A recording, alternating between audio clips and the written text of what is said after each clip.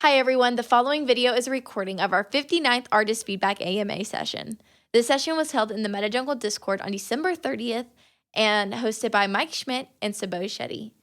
Our hosts decided to take 2022 out with a bang by reviewing 8 different NFT collections and editions.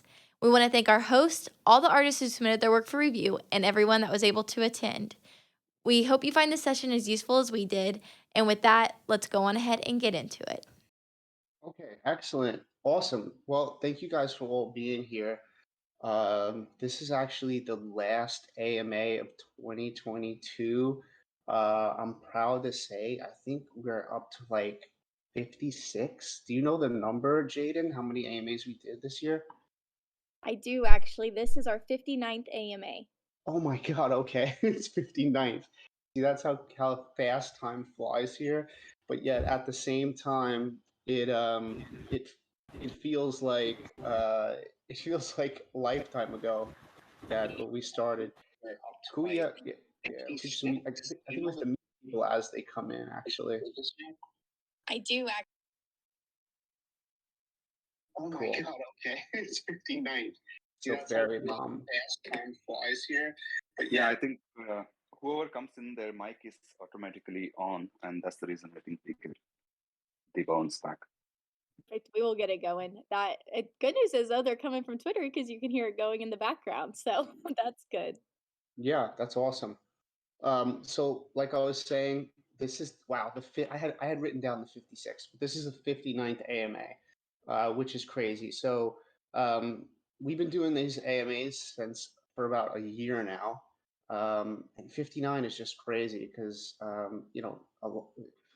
the AMAs normally lasts somewhere between 2.5 and 3.5 hours. So we've actually been able to help so many people transform their collections and get sales and meet new collectors and stuff. And it wouldn't have been possible without meeting MetaJungle. And so in the beginning, beginning of my NFT journey, I was kind of lost here, like most everyone else. I was going into like chill threads and posting my work, and no one was responding on it, and I had no idea how to operate here. I remember I was in a thread where a lot of people were talking about this place called MetaJungle and how great it was, and I was like, these must be bots because all these people are like so positive about this place. But I was like, all right, let me check this place out. So I checked out. I went into the Discord and found MetaJungle and found it to be a really awesome and educational space. And so through that, MetaJungle's given me the opportunity to do these AMA slash photo critiques slash spotlights we where we look at different people's collections or editions or bodies of work, and we give constructive feedback on it. We talk about it. It's good to remember that we're just one or two opinions today. Today I have Sabot is co-hosting. I've had many co-hosts. Sabod is truly amazing. I'm really glad to have him here today. He is what I would call a real, genuine, and true community builder here in the NFT Twitter space. If you guys can go look at Sabod's Twitter when you get a chance, he's posted his year in review of everything that he's done in the space this year, and it's just really amazing to see how much he's accomplished. Especially since I remember the beginning, his account got hacked, and he lost all of his following and had to restart from zero. And I think he's at like 18.2K right now. He's blown through, and it's because he's held so many spaces, and Sabode spaces have truly been a place where people can come together and not feel shy about getting up on the microphone and kind of for people that have anxiety about being on stage or people want to speak unapologetically, Sabode's really made his space as a place where it's for everyone and they can feel comfortable. So I'm super glad to have you here, Sabode. I've been inspired by you. I've learned a lot from you. Sabode's also spoken on TEDx, and he's a Nat Geo photographer. I'm gonna stop I'm gonna stop building them up now because most people here already know of them. But really, really great to have you here. Thanks for always taking the time, Sabo, to help out the AMA as well. Like, thank you so much. I was blushing all the way, but I don't have the emojis here like we have on Twitter Spaces. So I was trying to throw some emojis, but You have it. You have the emojis. We have them now. They're at the bottom. Oh, we do? There's a smiley face, and you can make an emoji. You see it? Oh, okay. I didn't know that. Well, you Not can, really. but go. It's next to like the mute. But see, people are throwing them up. It's next to the mute button and the disconnect button. Oh, I think Maybe. my version doesn't have. Maybe I need to update my Okay, Discord. you'll need to I update. don't I'm see sorry. it. I'm sorry to interrupt you. Then go ahead. Not a problem at all. Oh, yeah, I see you and Goon throwing some emojis. But yeah, I just wanted to start by saying a big thank you because this is a time of being thankful because the year is coming to an end. We all started at the same point with knowing nothing and learning on the way. And I think, as I always say, I learned the most from MetaJungle. I still remember the initial days when I came in. I used to apply for AMA, the very same AMA we are in right now. And it would take time because that was the bull market and there are so many people submitting, and it took maybe 3-4 times of application to finally being selected. So and that on that very same AMA I got my sale as well from Alpha. So yeah, these AMS, more than anything else, I got corrections, because I had made mistakes. It's my genesis, and there are a bunch of mistakes which is all corrected through this session. And since then, whatever I learn here, I take it forward and spread it across in spaces. And that's how it works. We all learn as we move forward. So yeah, I just wanted to say that because MetaJungle has been a very integral part of my journey. And you too, Mike. Awesome. Thank you, Sabod. That's right. That's great. So I'm guessing we've tweeted out the space enough where we could probably move on to the first artist. Yeah, we got a good amount of people in here, so we should. Good to see all the faces in here. All right, so I'm gonna start sharing my screen.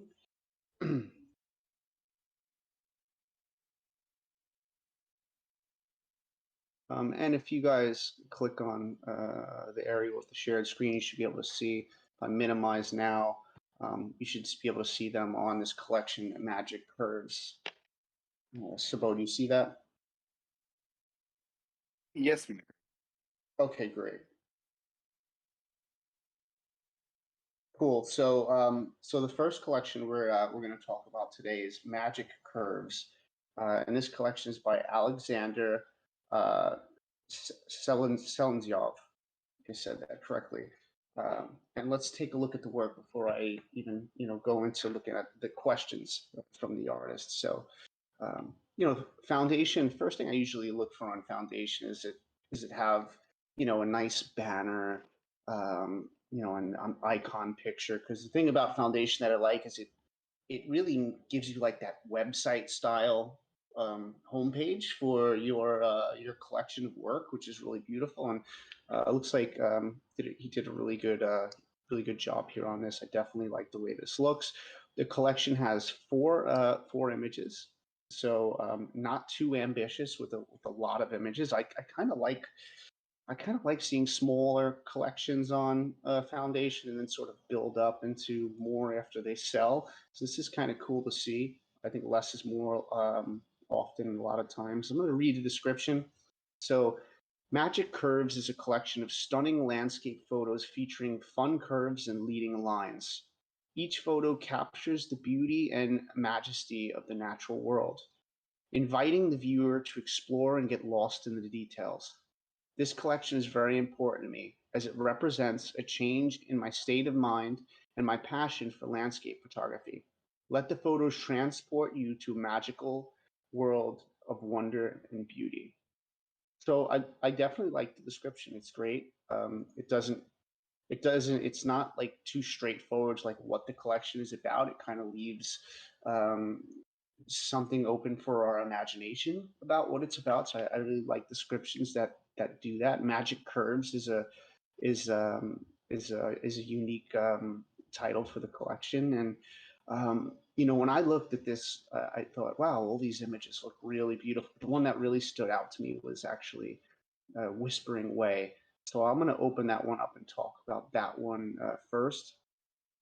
And at 0.15 for 1 of 1, I think that's this beautiful is a really, really, really great price point to own a 1 of 1. I love how I'm kind of drawn in from the left side of the frame on this long exposure of neon light rays from the rear of the car, and then you could see how the front lights turn white here, and it's just this really cool racetrack pattern.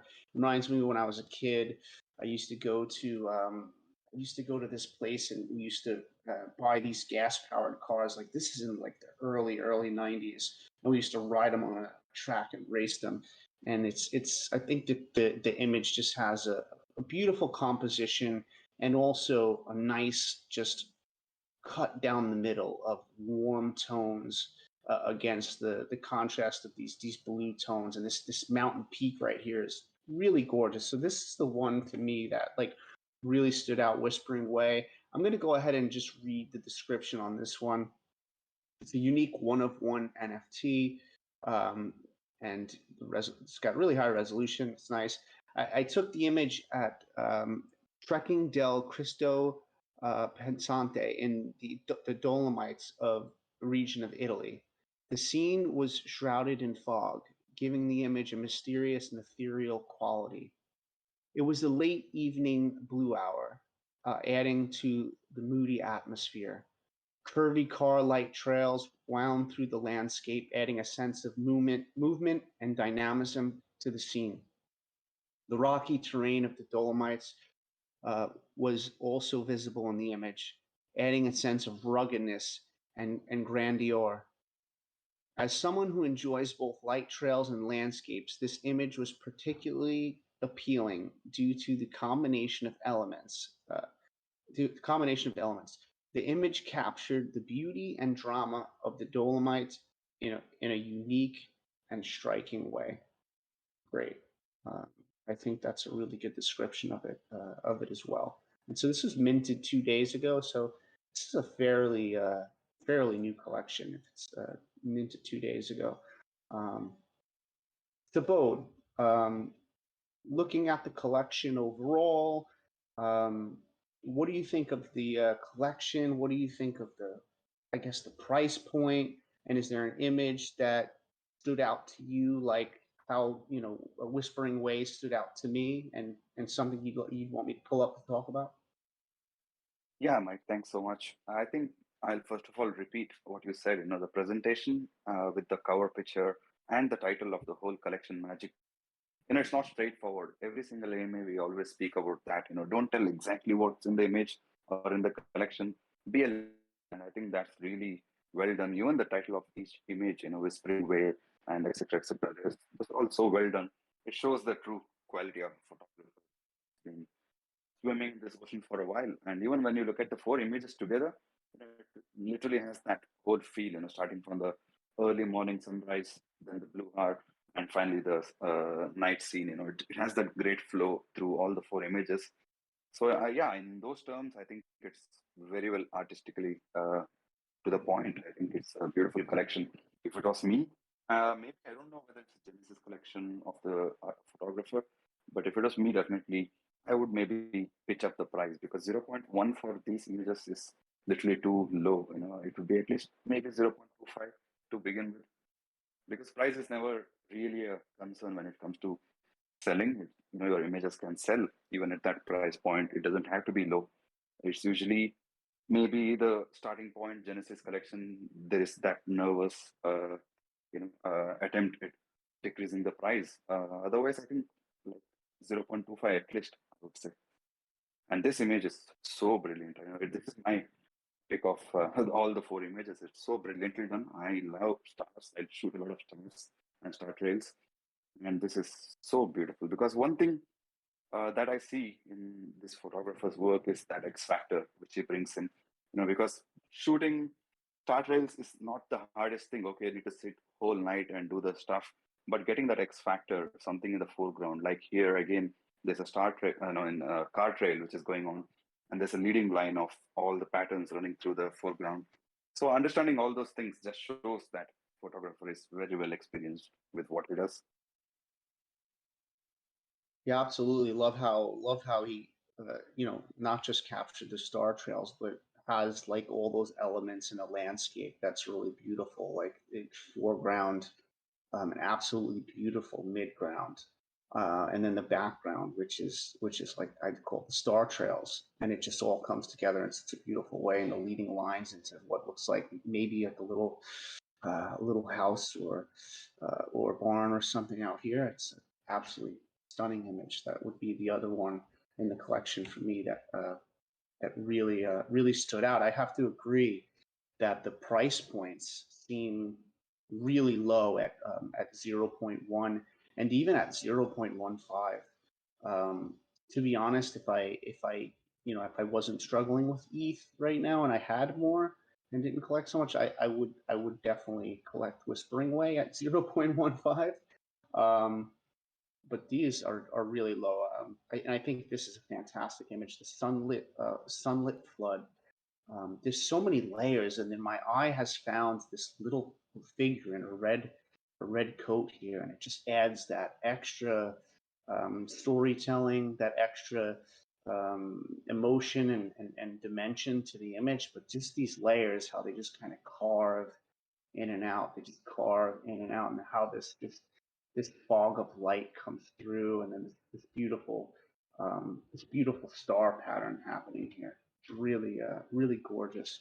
The second image. Mike, Go ahead. Yeah. if I can quickly add one more thing, which is something we always talk about, which is the license of the image artist name, because I don't think that's included.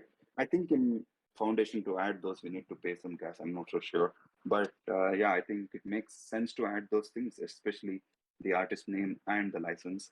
Because the reason is I recently experienced it. It was actually your picture, Mike. At that point during your time of minting, I was not in NFT. So I came across that work in Alpha's collection when I was curating for the Miami exhibition. I didn't realize it's your work because I never seen it. It happened before I came in, and I looked at the artist name because I had to rename all the files, and I couldn't see any name of artist, and I named it Spatial because that's the name it was under. This must have been a long time ago. Yeah, then Emma corrected me that it's actually Mike's work. I'm like, really? It's Mike's work? I never knew. So that happens, when we have to think of that long term, make it easy for everyone in the future because these things are going to last for a long time. These are all digital, and sitting on blockchain. So it's a very easy task to do, which is adding the artist name and the license. Absolutely, it's really important. And so in the description here, you could add the license, but I think, and I don't quote me on Foundation, how it's like properties or whatever they call it, attributes. I'm not sure if you can get attributes by paying with gas, or if you need to have a manifold contract for those attributes to show up. And so maybe someone in the AMA live chat that knows the answer to that can type that in there. But I don't have too much experience with Foundation as of late. I did in my earlier stages, but I have seen people have metadata in here. So I do think that the metadata is the important part. Go ahead. Yeah, even I am absolute zero with Foundation. I've never did anything on Foundation so far. I don't even have an account. So, but I think I've seen properties even without Manifold in many of the Foundation links that I've been through. Okay. So maybe they just have to add those property. I think it's called attributes on here, but it's called properties on OpenSea. But the importance behind the properties or attributes is that I believe in the future we're going to be like multi-platform and such, and so, or if, like, let's say something happened to the Foundation and it's no longer existing, and maybe these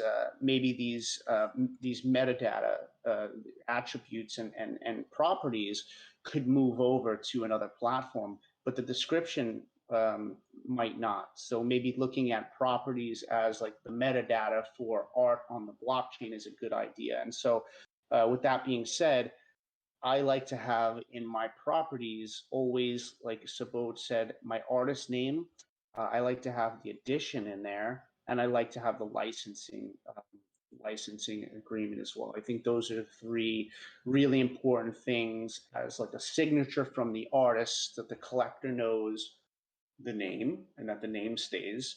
The edition size, which is really important because I look at a lot of stuff on OpenSea now, and it doesn't tell me the edition size, and I won't buy it because I have no idea what the intentions of this artist is. Like if I'm not just going to purchase it because it looks like it's a one of one because it's priced as a one of one if it doesn't tell me, because then that artist can just go and say, well, no, actually I meant it to mint 20 of these and I just didn't list that because I wanted to keep it open. So this stuff is important, I think, to collectors, especially artists that collect, to have that And information in there. Go ahead. one more thing I could add is the category of photography. For instance, this is a landscape, and another few words. Maybe landscape. The next attribute could be a night sky. It could be sun rays or whatever. Because again, thinking of the future, it may work as those keywords when there is an aggregator of all the art through all the platforms into one particular platform. Maybe there will be in the future something that shows up, and there you can just press on Milky Way and you will see every Milky Way picture in your collection because it's picking it from the keywords, which is attributes. So I think that's also something important for the future.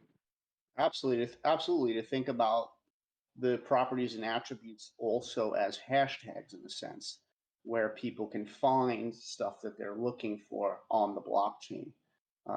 And I'm sure there's going to be all sorts of algorithms that are going to be able to look for these things and find these things as well. When people have bots that have algorithms that just go to look for people that have one of ones or people that are doing landscapes and stuff for the collectors that are interested in specific genres. So that's something to really think about, guys. That's a really good point that you brought that up. Thank you for bringing that up. Yeah, other than that, I think all four images are pretty strong. I would probably buy in the order of like Whispering Way or Love Is would be one of my first picks, and then Sunlit Flood, down to, for me, the image I'd pick last would probably be Sunway. I mean, I think it's still a beautiful image. It's just, I don't know. I'm not a landscape photographer, but maybe I would have stepped off a little bit to the left here and had some type of a leading line leading into this here. I don't know if that would work. I wasn't there, but some of the images seem to have a bit more of a central focus than others. This image feels as though maybe the focus is supposed to be the star, the star from the sun here, which for me is not But as. still, Go ahead. if you look at it, the path which is going into the picture is still pointing you to the sun. It's just quite well done actually. It still It takes you to the actually sun. is. The whole It idea of does. leading line is just that. And also really, in all the four images, I think any landscape photographer, even on Twitter space right now, hearing to this, just go and check this collection. There's a lot to learn in terms of how to use the foreground, because most often that's the thing, in landscape, you see a big mountain, beautiful sky, and you go for it. You don't even think what's in the foreground, especially in night photography. The fourth image at night, it's not easy to compose at all. It takes a lot of skills to compose at night. And despite that, in that Milky Way, Star Trail image, it's so brilliantly done. The whole foreground has been used so well. Otherwise, maybe you'd be just focusing on that mountain in the background and the sky, or maybe uh, the house at the end and the sky. But beyond that, there's much more. The moment you start adding those extra layers, the composition becomes stronger and stronger and stronger, because each layer is another composition element. So yeah, it's so well done. I think this all four images, in that sense, it's truly well done. Apart from those license and attributes, and a little bit of, maybe that's artist choice, but bumping up the price is a good idea. Other than that, I think the images are just top notch.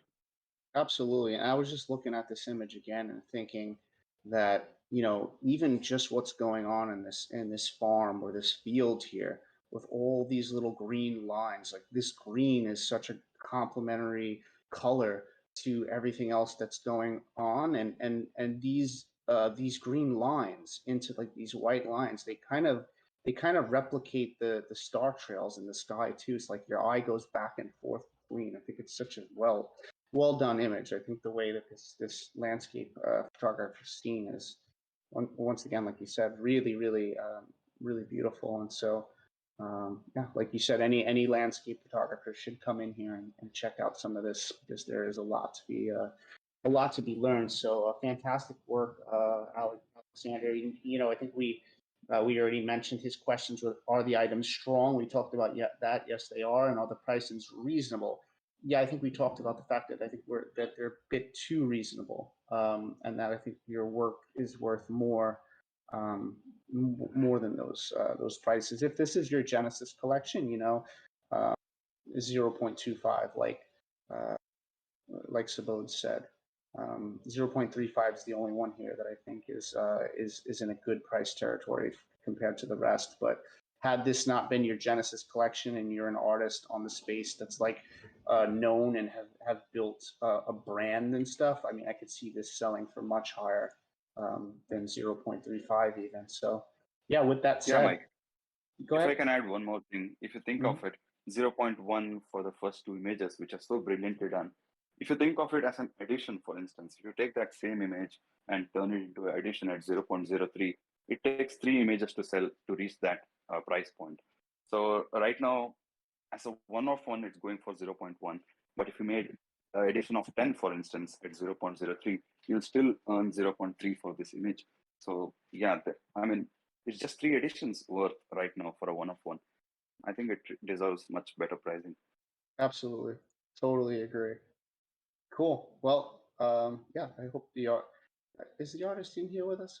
Oh, I think he is. Cool. Yes, I see it. I see the artist. So cool.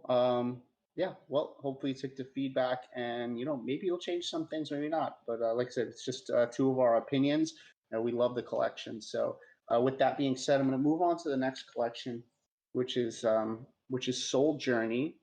And this is a collection by Marina Light. She's a Ukrainian photographer, and it seems like she's trying to talk about the transitions that we go through in life. Let me just read her statement here. This is on Nifty Gateway. This is actually one of the first collections we spoke about on Nifty Gateway. And so Marina Light NFT Collector. Looks like this was dropped on December 28th, which was just 2 days ago. Soul Journey is a story about the experience of the soul and its transformation under the influence of this experience.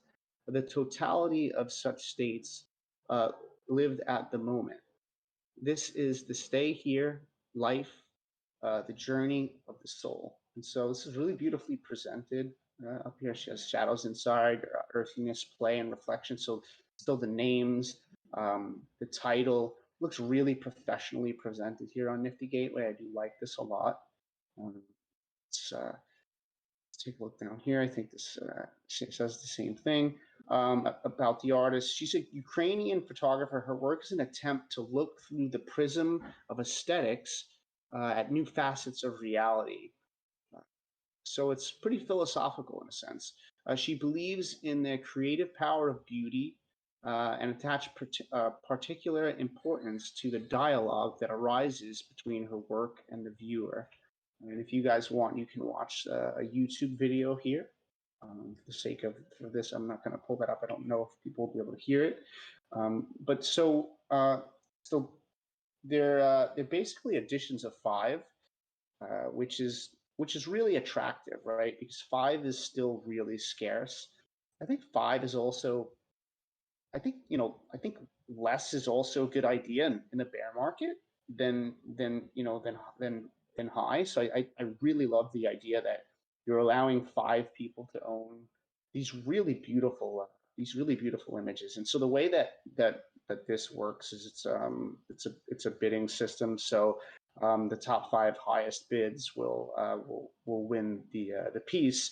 And there's about a little less than 5 hours remaining on this. So Shadows Inside has the highest current bid of 150, and me and Sabode both talked about shadows inside and reflection being really, really powerful images within this collection, like so beautifully done. And I see them both having the highest bid. So others are it looks like others are in agreement with that. So like, let's pull up shadows inside and take a look at the statement on this. So one light source can create many shadows.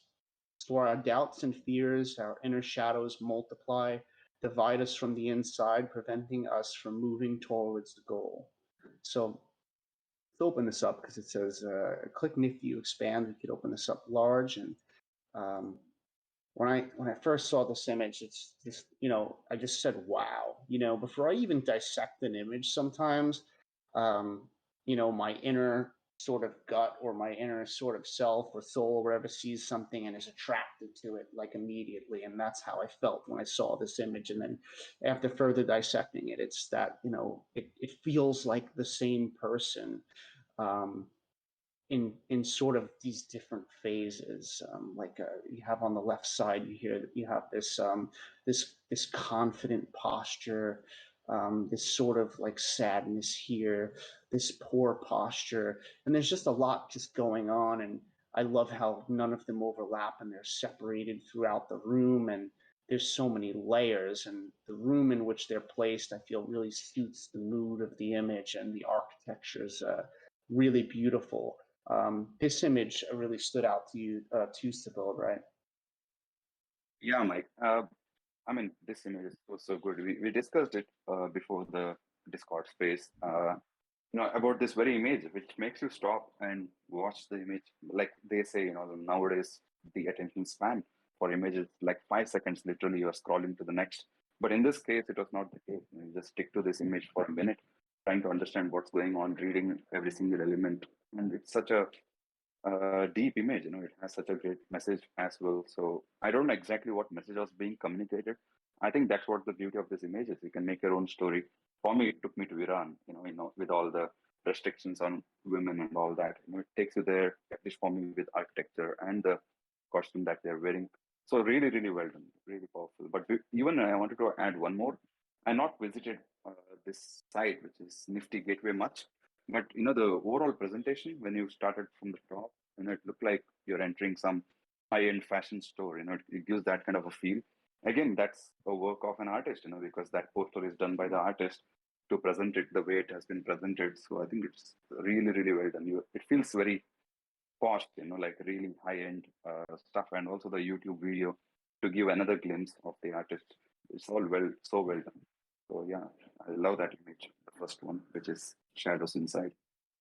Absolutely. I think what you said makes a lot of sense too, that like this image can, you don't even know what to think about it at first, and you have to kind of sit and think on it. And I think that's the beauty about a lot of art pieces that I'm drawn to, is that they ask more questions than they give answers. Like there's a lot of work that you see that's just sort of feels like a one-liner in a sense. You see, you're like, oh, that's beautiful, but my mind doesn't really want to go to all these different places and ask questions about it. And this image makes me want to do that, and um, because of that, it's a very strong image for me. And so that Yeah. being said, Also, one yeah. more thing I wanted to add with all the work that Marina has, and the first one especially, these are all the images that is coming out of the head of the photographer, because this scene doesn't exist if the photographer doesn't want to make it exist. It's not like street photography where everything is there. We are just a medium who just jump into the scene and grab a picture. Even in wildlife, it's the same thing. Whatever happens. We are just there as a element. But in this case, it's all from the photographer's brain, and it shows the creative approach. I always enjoy seeing how photographers think when they create these kind of images, because everything is, when you enter the scene, there's nothing, right? You just have to imagine everything from your head. Even in this image, you just walk into a lake or whatever, and then you start imagining what can be done with this. That process is always beautiful, and when it's executed like this, it's brilliant.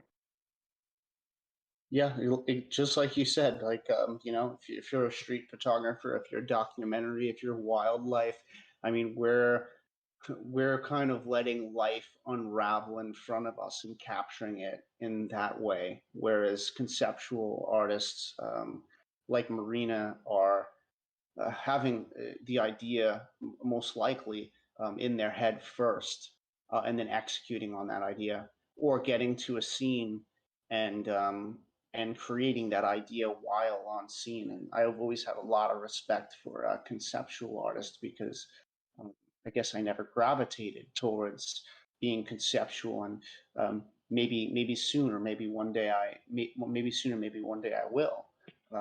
But as of right now, I'm more of the a traditional street or a documentary photographer. So yeah, it's this image is. I mean, first of all, it's very visually beautiful to look at, right? You look at it, and it's just the you can feel emotion, in the face, and then you can see it reflected, the emotion in the water, and the reflection is just so clear and beautiful. And I love how the body is just kind of split, especially like at the midsection here, split like a sort of a diamond shape. And like you said, there's so many places that your mind could go with this, but this feels to me like very peaceful, very tranquil, very meditative. And I love that about this image, and I love just the slight hints of blue that are in this image, because otherwise it would be quite monotone, which would still be great, but it has just this hint of blue that's really, really beautiful. Yeah, again, the reason I stick to this image longer than needed is because I still, maybe the photographer can explain if he wants to keep the mystery, that's cool too. But I don't know whether it's a glass, like a mirror, or it's a marble in the foreground which is reflecting, because it doesn't feel like water. At the same time, it feels like water. That's what keeps me staring at it, like what's going on here, which is a great thing. Yeah, it is, because it feels like the reflection's too perfect to be water, unless this water is just so clear and shallow that it can do that. I do think, and Marina definitely is here with us, so she did want to talk about something. But I'll read this really quick. Being at a crossroads, on the verge of a choice, we try to look into ourselves, analyze our experiences in order to understand which path to choose. Sometimes this choice is just a reflection. Sometimes the reflection is a choice. Interesting. Very philosophical. I love it.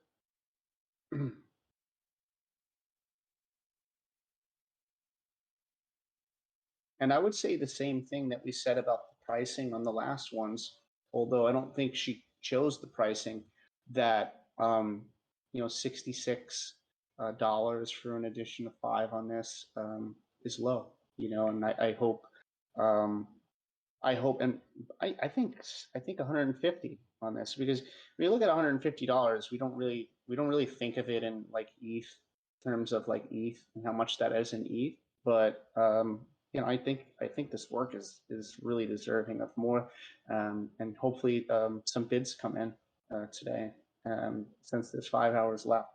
Some higher bids on it, But because I think it's deserved. Go ahead, like Subodh. $150 is like what ETH? I don't understand the calculation.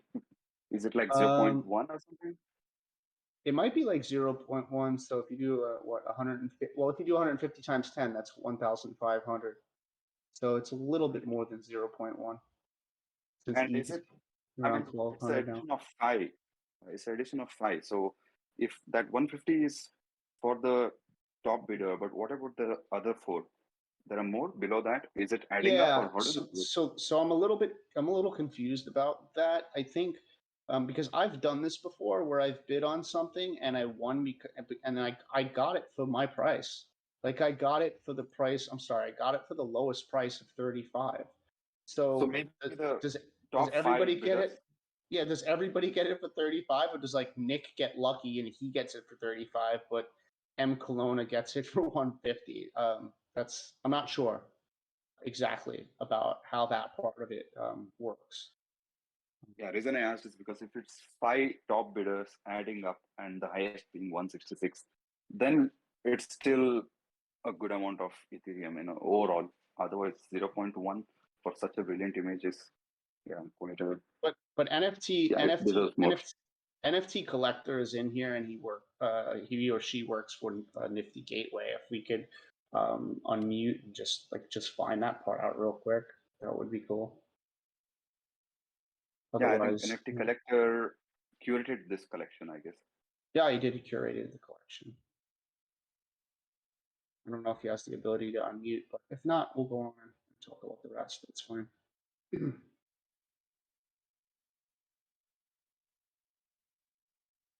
Who was So it, Mike? it's NFT collector.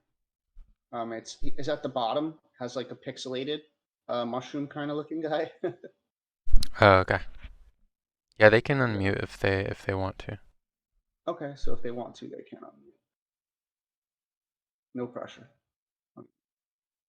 So yeah, I think we both discussed before this too that shadows inside and reflection were the strongest pieces within this collection, and that seeing the artist's talent and ability, we know what it is from seeing these. And then so when I move into something like earthiness, while it's still a beautiful image, it doesn't actually have the complexity for me that the other two have, and so it doesn't actually beg me to ask more questions about the image. And so that's just personally how I felt about it. And it's also, there's not much color contrast in it. It's really, you can differentiate the body from the rocks and stuff, and maybe it's about the body becoming part of it, of the rocks and stuff. But what was your interpretation on this one, Sabode, compared to the others? Yeah, Mike, I hold the same opinion. Again, not an expert of conceptual photography. It's totally up to the photographer. They know it best. But for me as a viewer, in the other two images, I stood, watched the images for a while. But in this case, that kind of a mystery was not really there. It's not as complex as the others, is what I felt. And another thing is, I was shooting one of the models in one of the places where we had a similar theme, where we had a cracked ground. It was a big, large cracked ground, and I made a drone shot, which is now an NFT. But in that picture, she was having some clothes on. But when the actual idea was going through her head, it was the idea to merge the person with the foreground, which is the nothing but dirt and mud, as to make them look like one. So in this case, even if it was a proper nude photography, maybe the person would completely merge into the rocks. Is something just running through my mind. I would feel that way, because even the little bit of cloth which is there, it's not going with the flow of that scene. Maybe if the cloth was something else, something like some other kind of a material, maybe it would merge. I don't know. I'm just saying. I wish she could come up and speak about her point of views. She is here. I think she is here as well. Let's find her in here. Or maybe she's actually, yeah, Marina Light is here in gray. So she's unmuted. Hi, Marina. Hello, hello, hello. First of all, I want to say so thank you for your feedback. I'm really like to tears to get from you such feedback. For me, it's very important because I tried my best to do this collection, especially for Nifty, and my whole soul is in this collection. And what I want to say that yes, the first shadows inside was very interesting work. This is a really special place. It was very hard to find this church. This is situated in Turkey, in Cappadocia, and when we came, we couldn't find this place. It was very interesting. That I am first very disappointed, and then but at other side I got motivation to find this place and to do what I want. And thank you that you mentioned that it is really great that I really have like image in my mind what I want to say, what I want to describe, and then I have done it, and I'm happy that you feel it that you mentioned it. Yes, and this is another unique place in Turkey. This is Pamukkale, and this is really water. You asked about what is it. This is some special mountains. They are white, and it's not so deep. Yes, it's but a little water, but it's a very unique places. That's why, yes, it's a reflection with help of water. And yes, I love this picture very much. uh, Beautiful. yes, for me, it's like, wow. We also wanted to do reflection because to use water, to use mountains, because combine these two materials, and we tried a lot, and we made it.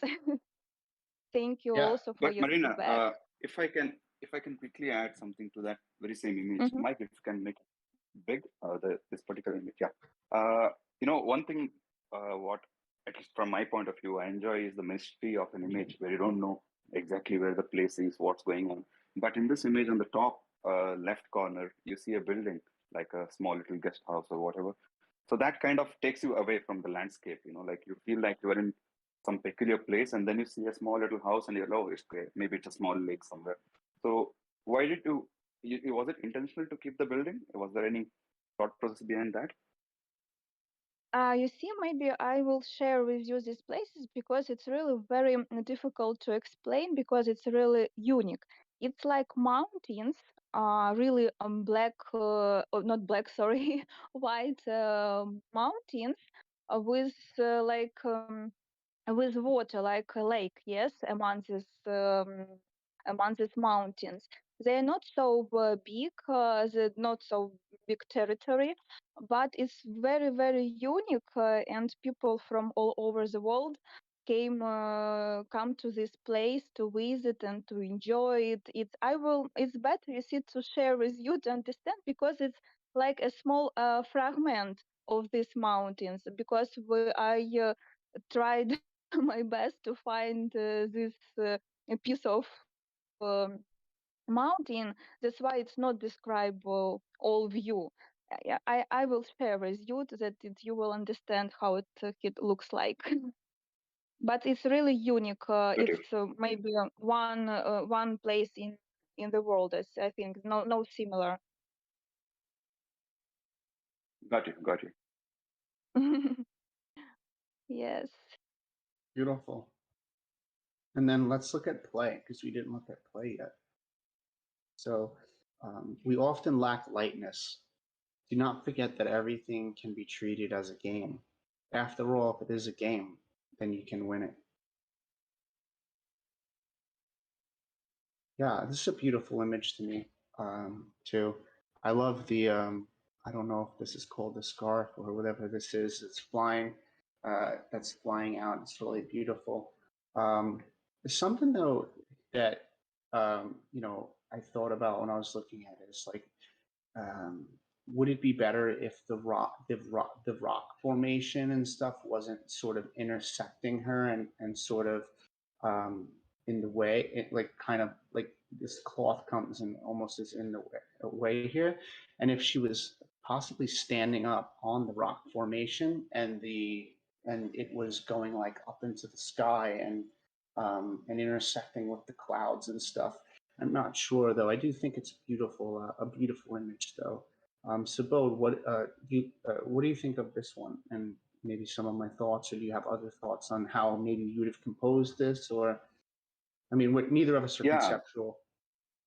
Yeah. I mean, even if I'm not a conceptual, but still, when I look at this, I would always think the same thing. Like, how would I think if I was in the space? So it's totally, a beautiful image because even the scarf goes and connects with the cloud on the top, which again adds some kind of a, little bit of extra element to talk about and think about. But at the same time, I've been to Cappadocia, even you have been to Cappadocia, Mike, and you have seen these wonderful structures of rock. And when you go close to them and elevate them, by going low angle and etc., there are a lot of rocks. It's repeating itself over and over again, as seen in the background. Maybe it could have been, the lady looks so fragile and beautiful. She could be in a rough area of that rocks to contrast the fragility, and that way you could create even more narratives. But again, Marina is the one who can speak and let us know what is the idea behind this. I love the image, but still knowing her first two works, it feels a bit too easy for me, knowing her talent. Hmm. Yes, it's in Cappadocia. It's also a very unique place. So we visit in Turkey all places. Yes, Pamukkale and Pamukkale and Cappadocia and Alanya, or another picture. Yes, I think thank you for your feedback. And now I think maybe I don't know. You see, I wanted to do at that place, but maybe you are right. Maybe if we stand like a little bit closer to mountains, and mountains will be like background, maybe it will be more. I think that's why maybe I should come back to Cappadocia and try Was was to it your take picture. was it your first time in Cappadocia? Um, and for, is this autumn? Autumn we was in No, this no. I year. mean, you were in Cappadocia for the very first time. This was your first trip. It was my first trip, yes, but I want to come Yeah, back to Cappadocia because exactly. I really there are a That's lot what I of meant. these mountains. Yeah. Yeah, that's what I meant because Cappadocia is so beautiful. But the first Yes. time you go, your mind doesn't work properly because you're so, Yes. taken over by the place. Yeah, I want to go back as well to justify the place. It's such a beauty. Yeah, I only It, spent two days there. It just didn't feel like enough because like I was with my girlfriend, we were going to restaurants and stuff like that too, and I was like, I can only imagine if like I spent a week there, like just make photographs, that I missed out on a lot of that for only being there for such a short amount of time. It's such an otherworldly place. Yeah, but it's overall, your overall, when you look at your collection right now as it is, the first image is so strong conceptually. Second is brilliant. The fourth is equally good, but the third one is something which is, really it feels way too easy for your talent. Because when you look at all the four together, you realize the fourth one is just way too easy for you. Thank you very much for your feedback. And what is interesting that today I also thought about that I should come back to Cappadocia because I can't feel and realize all the beauty that there is in Cappadocia. It's very interesting. Thank you so much. For me, it's you see, I don't know, but it's one of my dream goal was to take part in your in your discussion, and but I don't know why I didn't apply, or maybe because I'm afraid. And it is was like my one of my dream, and I am very happy that in this year I am on Nifty thanks to my curator and collector. I am very grateful that he invited me. Crypto Art Collect, his nickname, and he's a great person, great supporter. And you see, I want to say that all dreams come true. We should believe it. Absolutely. Thank you so much for coming up here and being vulnerable and putting your work on display. I mean, it's beautiful work, so it's not as hard to do that. But yeah, I mean, if you guys like the work, it's on Nifty Gateway. There's 4.5 hours left to get a bid in. Some of these bids are really low for how beautiful this work is. So I would love to see it, see you get more than this. But yeah, wonderful to have you, and always feel free to apply. AMAs are every week. This is our 59th one this year. We do it every week, so always feel free to apply with new bars of work. Thanks, Marina. And Mike, if I Yeah. may quickly add, the same old points of I don't know how Nifty Gateway works. Maybe the license is somewhere else. I don't know. But if it's not embedded somewhere else, maybe that's another point which is still missing, which is license and artist name for a long run. Mm-hmm. Yeah, I'm not exactly sure how that works, properties and all of that stuff as well, or how that shows up when you send it back to your original wallet from Nifty Gateway. But Yeah, good point about licenses and and properties and all of that stuff. Cool. Yeah, I mean, with that being said, if we don't have anything else from the audience, I'm going to move on to the next collection. Next collection is Portraits of Loneliness by Mustafa Erbaz. And so just opening up here, I think the banner looks really good. It's a little dark on my screen. Maybe it's just my screen. I'll have to see it a little more punchier than that, like in the icon here. A little punchier. Portraits of Loneliness. Sounds pretty sad to me. I moved down and let's look at the description.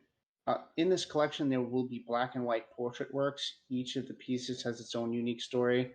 This is not really a description for me. This is just kind of telling us what we already know. Because, like, if I look at this, I know that each of them are black and white, and I know each of them has their own unique story because it's photography, and every photo has a unique story. So,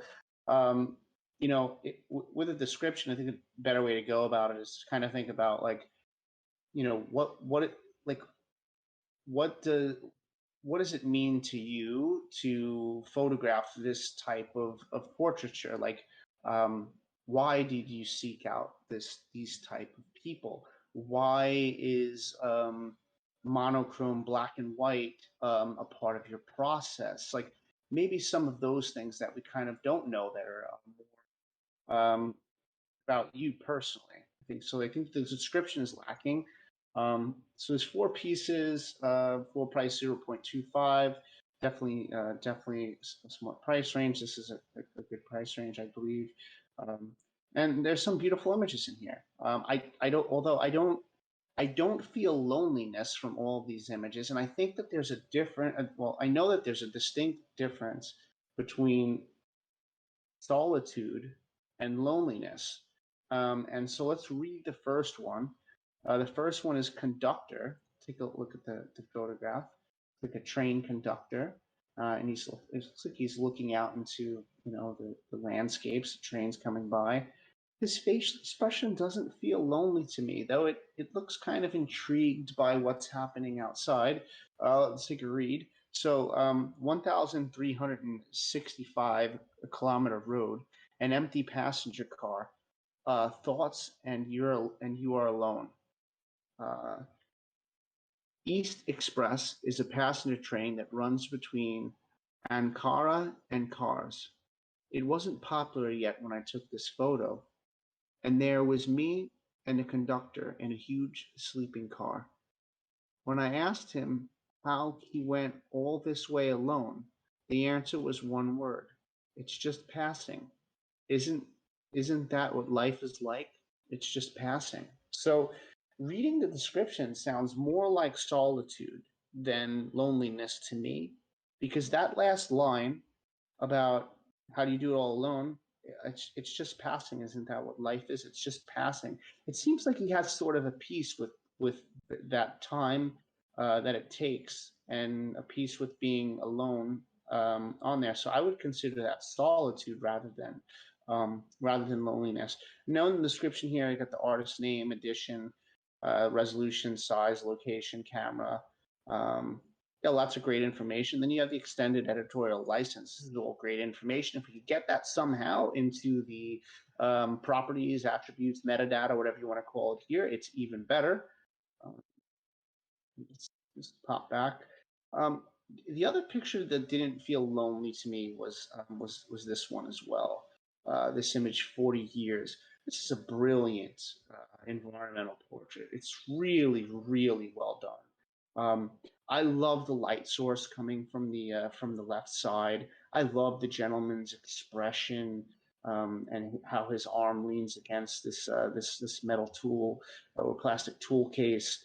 And just it's you look at an image like this and there's so much happening, but it's not busy, and that takes skill to be able to create an image that has all of these tools, all this stuff hanging out the windows, but my central focus is still this gentleman's eyes, and then I get to read I get to read the meat and potatoes of this image, and it's a beautiful image, and it doesn't feel like loneliness to me. Once again, that being said, on those first two images, I'd love to pass over to Subodh and get a little idea on how you feel about some of this. Do they feel lonely to you? Do you think that Portrait of Loneliness is how you would interpret this? Maybe in the last two we could take a look at those, but I'd love to pass off to Subodh and have him take it from here. Yeah, thanks, Mike. To begin with the description, like when you saw the image description of the conductor, there was a poetry kind of a feel. But in the collection description, it's straightforward, like you said.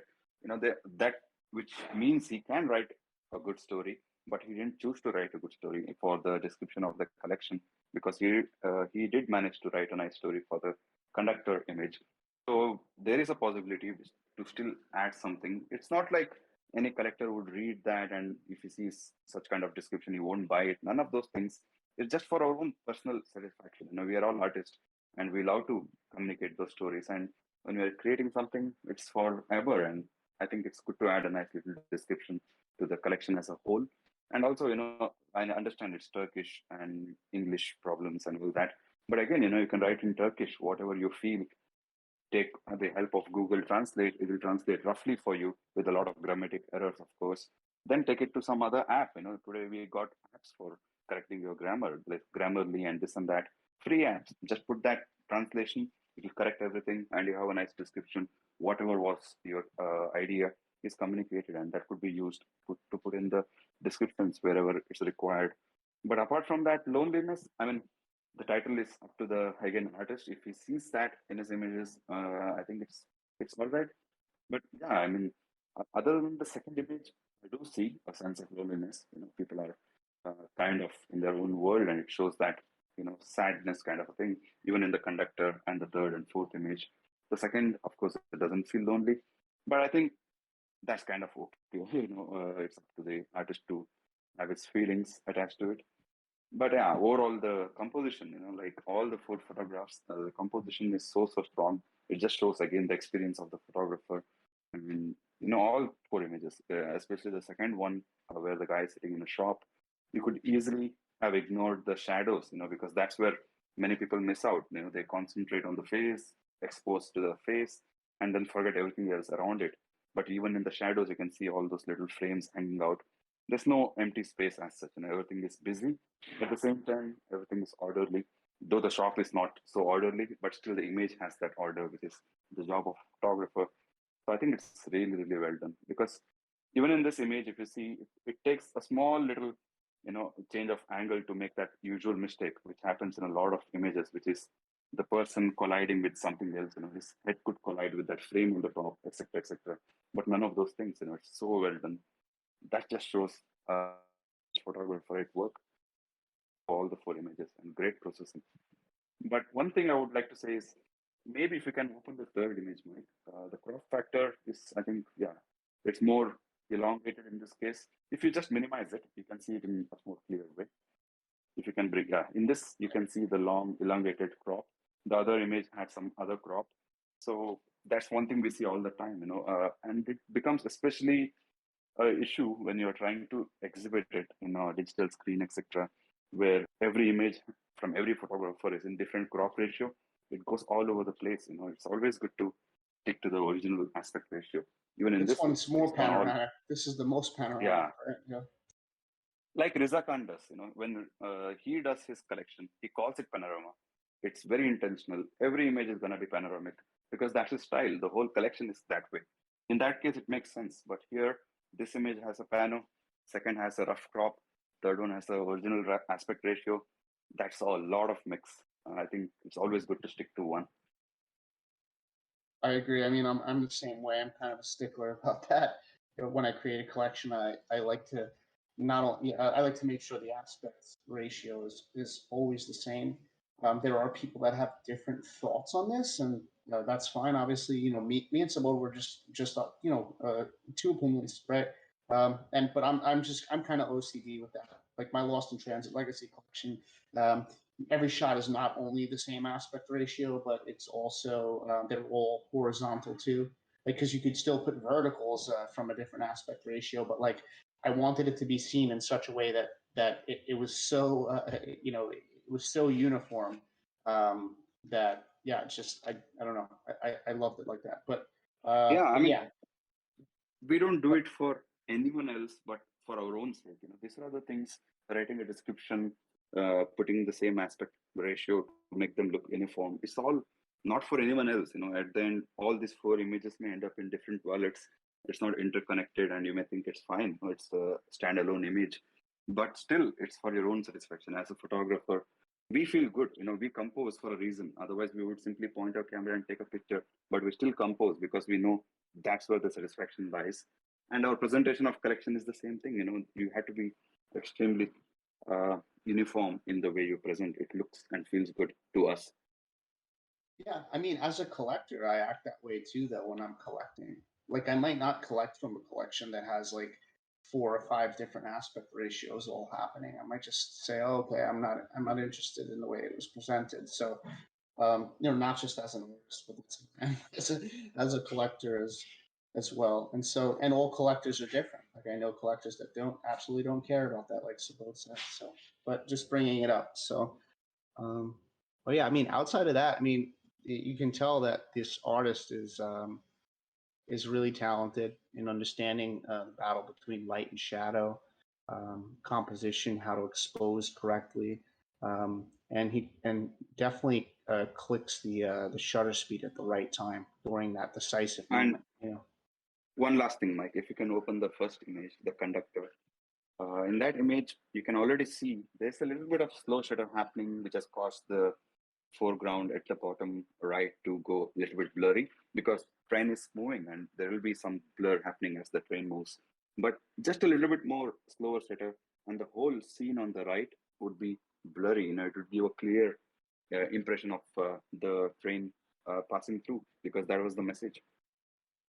Yeah, I think it would be better with lower, even with a slower shutter speed here, just to see all that movement. That would be awesome. It's a good point. It's very well seen. That being said, I mean, I don't think we can have much more we could say about 4 photographs, and we talked about the descriptions. The individual descriptions are written very well, and so I would transfer that over to the artist statement up in the description area.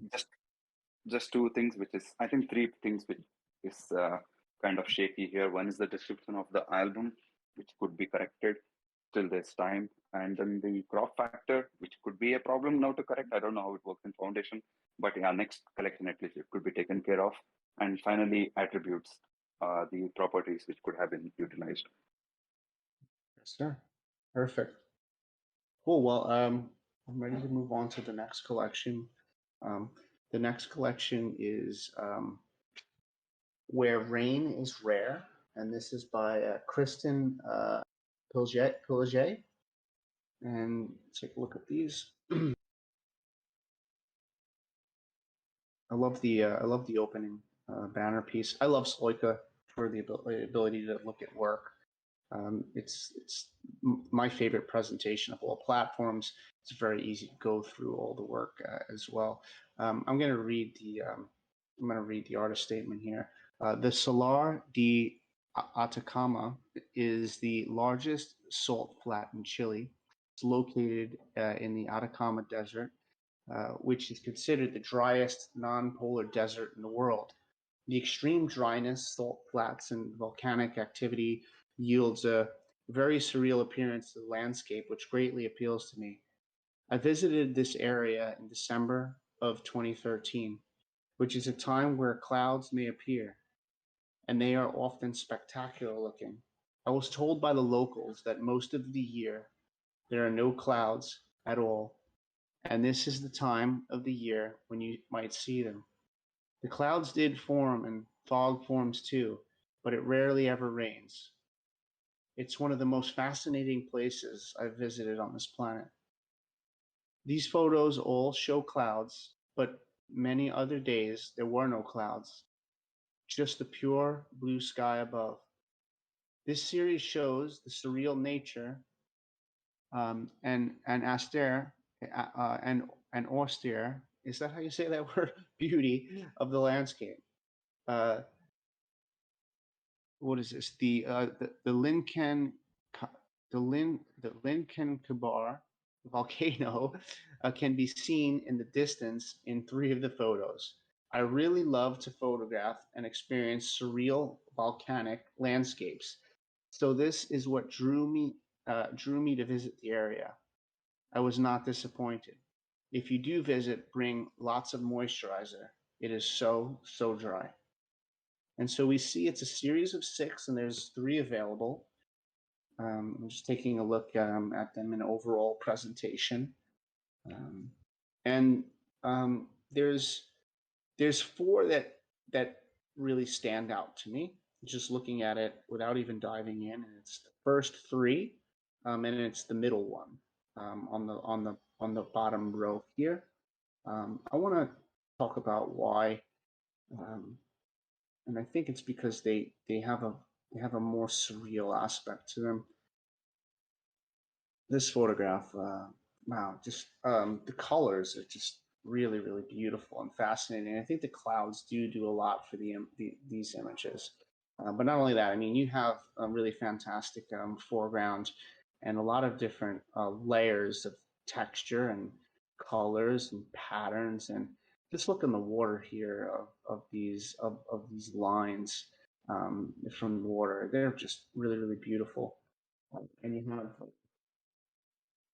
have it looks like a person here, but it's even hard to tell. But it definitely seems like a person with the reflection here. And then right out beyond them is this like little. It looks like this is a volcano. It's really beautiful shot. I love all the colors that come together in this. It has a really beautiful feel. You step back.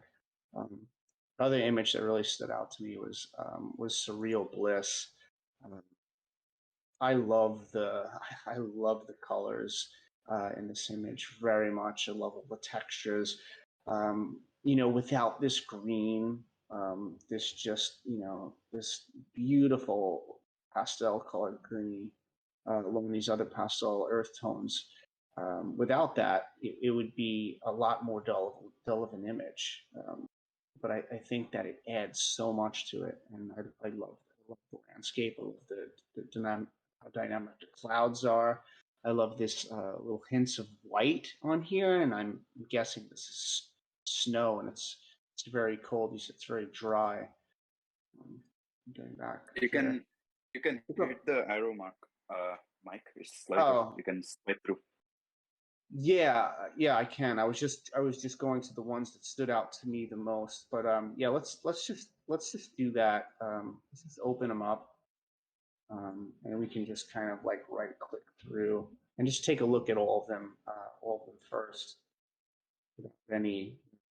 Without even talking about it, just get an eye for each of the pieces here.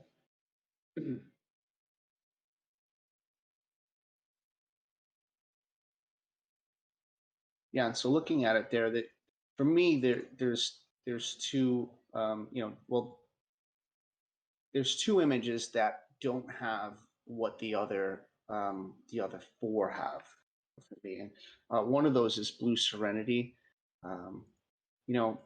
While it's a beautiful image, it's just it doesn't have the layers, the texture, the I don't know, the mysticism that the other images had here. It sort of feels easy for the artist compared to some of the other scenes. This would be the one for me that would be the weakest within the collection. I'm not particularly drawn to these little rocks here, although I know this photo needs foreground. I don't know that it's in the right place. And maybe if it was rocks that kind of led out through this as a leading line into this volcano, then I think this image would hold up compared to the rest.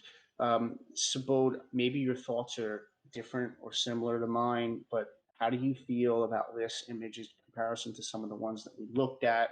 I'd love to hand it off to you to talk about maybe the ones that stand out the most to you, and the ones that are what would be probably you would call maybe weaker images, according to what this artist is capable of?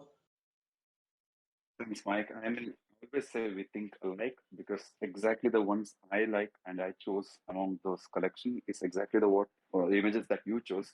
So it's quite cool every single time. But I agree that that particular image, the fourth one, it could, one before that, if you look at the whole picture, one thing I just want to point out is the editing style. It looks different in each picture. Like they don't carry the same tones. It's been a little bit all over the place kind of a thing, especially the fifth image at the bottom. It almost feels like an Instagram filter, the fifth one, like the center one at the bottom. Oh, the center Yeah, one. that one.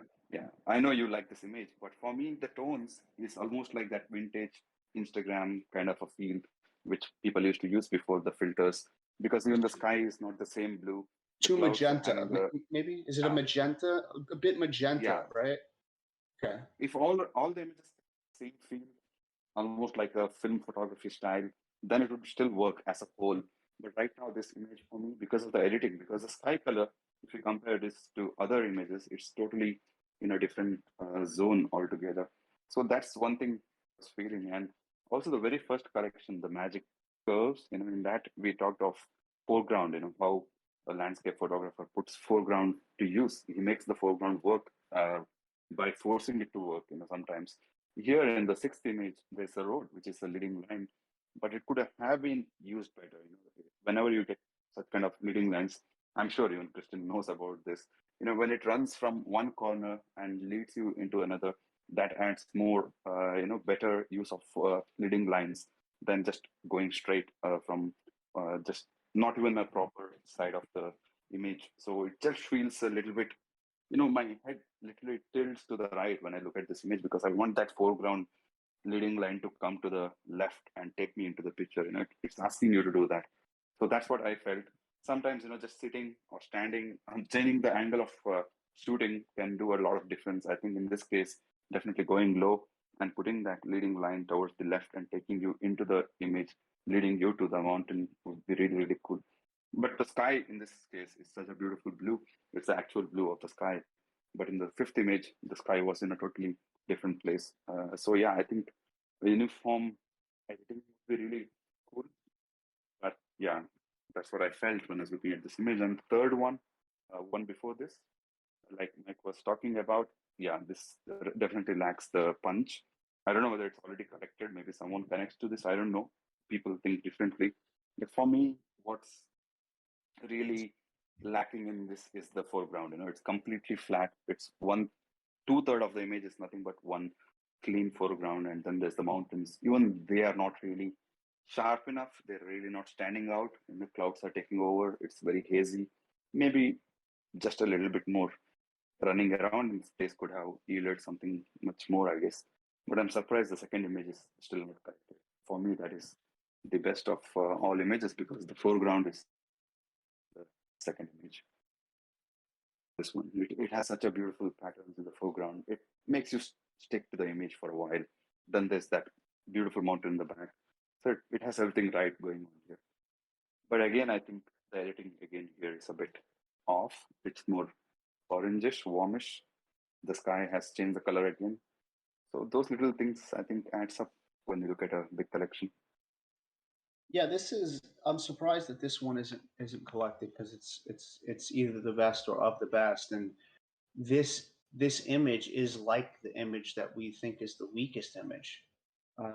But it actually has let's take a look at the two of them, right? Because it's a similar image, right? It's just that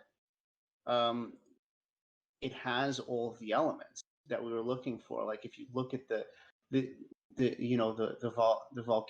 volcano and the foreground is actually, the detail in it is much greater than it is in this one. It's sort of washed out and lost. The foreground is filled by lots of beautiful texture, lots and lots of beautiful texture, and the warm on cool tones, and then the sky opening here with this light blue. I just think it just trumps this photo to the point where it makes this photo, feel like it just shouldn't belong in here with the skill that Kristen has.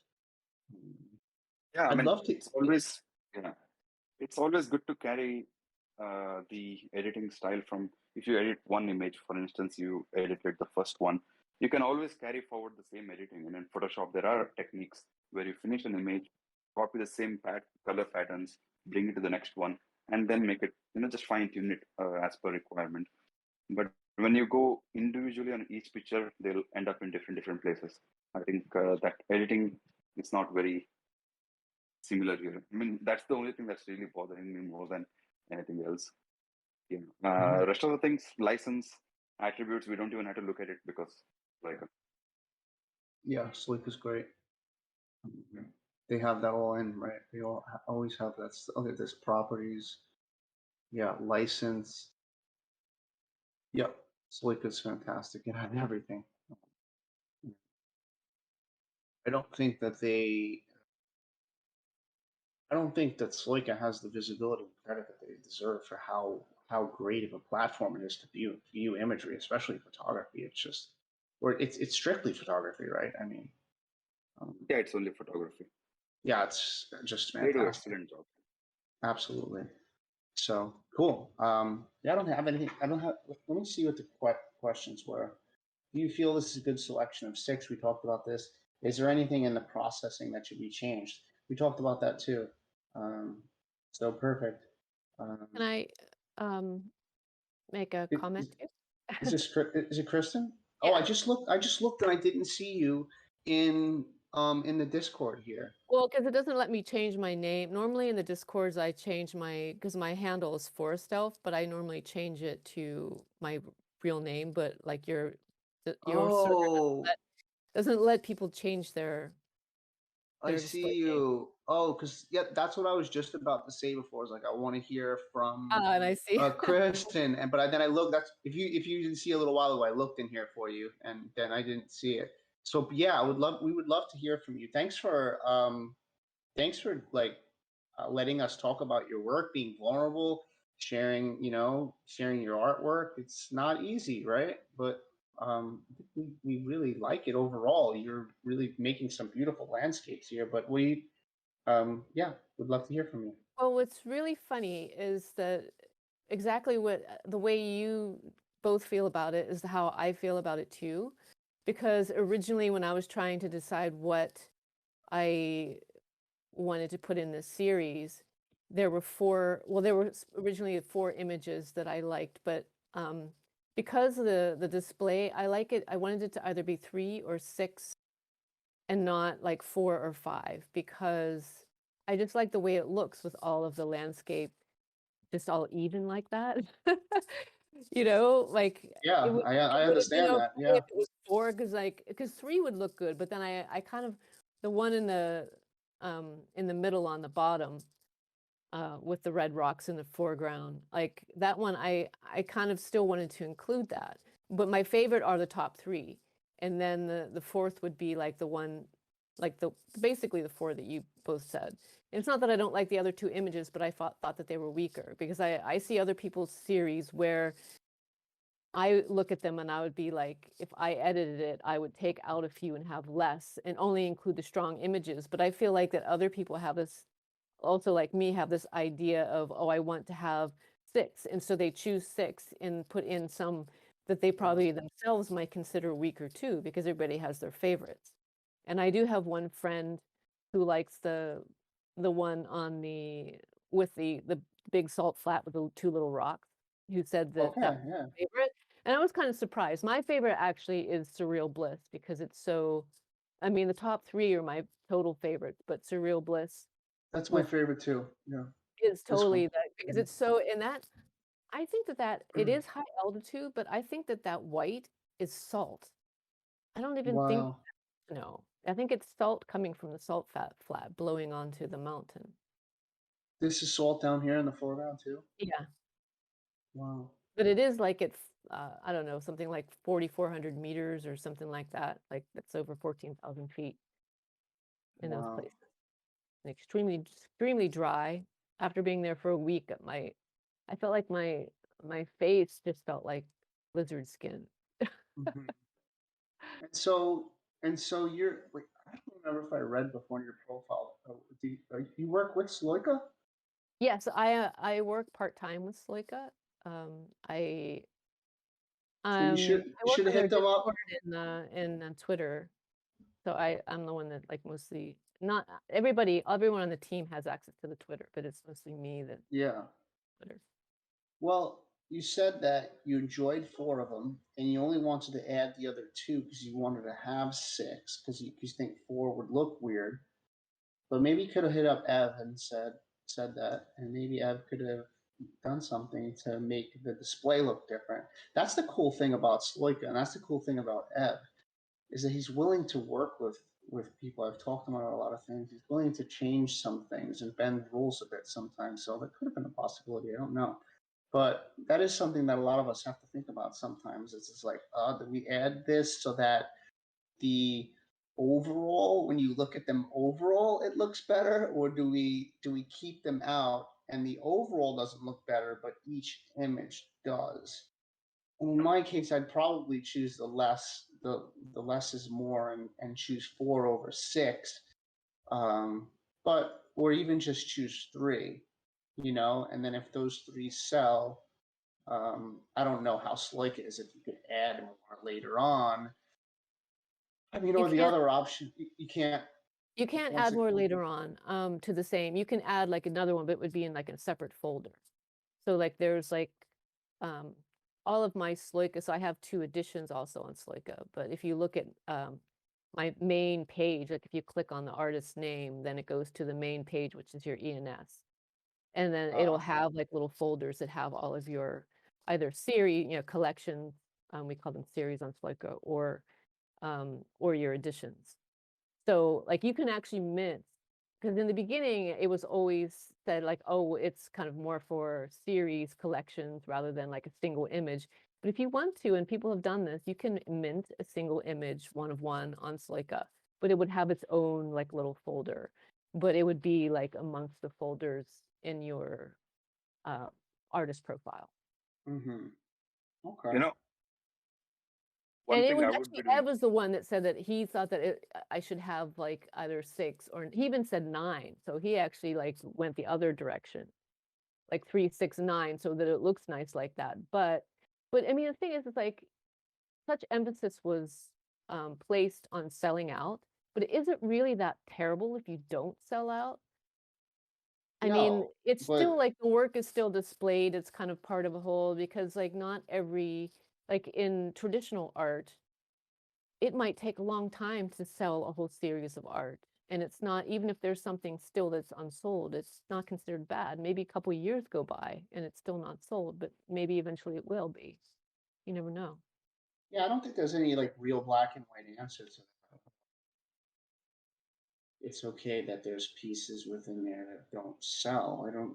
Yeah, I mean, I don't know. I think it's more about asking yourself, like, is this picture like is this picture good enough and up to your own standards to place it within a collection, even though it might be weaker than the rest at the same price that possibly it'll sell later on.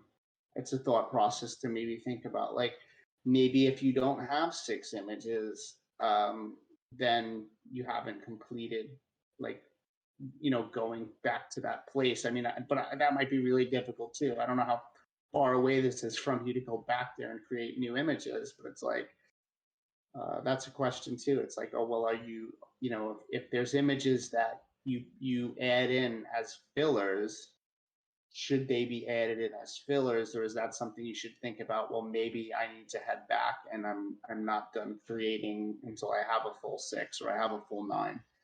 But for not, I mean, it's not for everyone though. I mean, if this is like a trip you did and it cost a lot of money and you can't go back there, that's different. So it's everybody's situation is so different. And some of those Yeah, I mean, places that I went to, like the one where Surreal Bliss is, and it's called Red Rock. So the one on the bottom in the middle and the one on the top left is in the the same location. Actually, if you look at the one on the image on the bottom, you can see the same mountain range. It's like basically a closer image of the same area. That image, that area is now closed to people because there were too many. When I went there in 2013, it was rare that anybody, it's really, it's very remote, and basically you had to take like a tour to go there. And, but over the, like, I guess past like decade, there were too many people going there and it was destroying the environment. So now they actually closed it to visitors. So you can't go to that place anymore.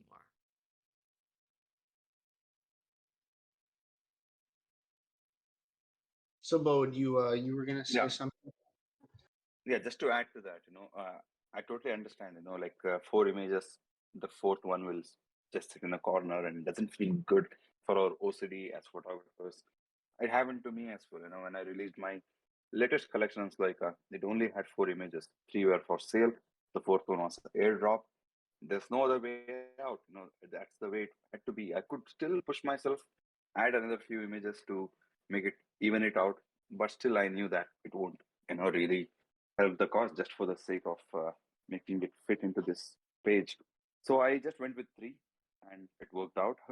So sometimes I think less is more, but the whatever you choose, it has to be absolute top notch. And knowing that a picture is not really up to the mark and still trying to add it just because to make it look good on the platform, I think it kind of shakes up the collection. Yeah, I actually, yeah. So, I mean, I could, if I wanted to, like burn those 2 and then just have the 4. Then there would Or only be one you could left. also, yeah. Or one more thing that could be done is top 3 for sale, the bottom 3 for airdrop. Whoever collects the top gets the bottom ones. But again, in that case, you can also bump up the price. Now I know the pieces are collected, but if it is an advanced stage, right? Pre-stage right now, maybe instead of 0.15, you could make it 0.25 and cover up the other images which are at the bottom and push it through.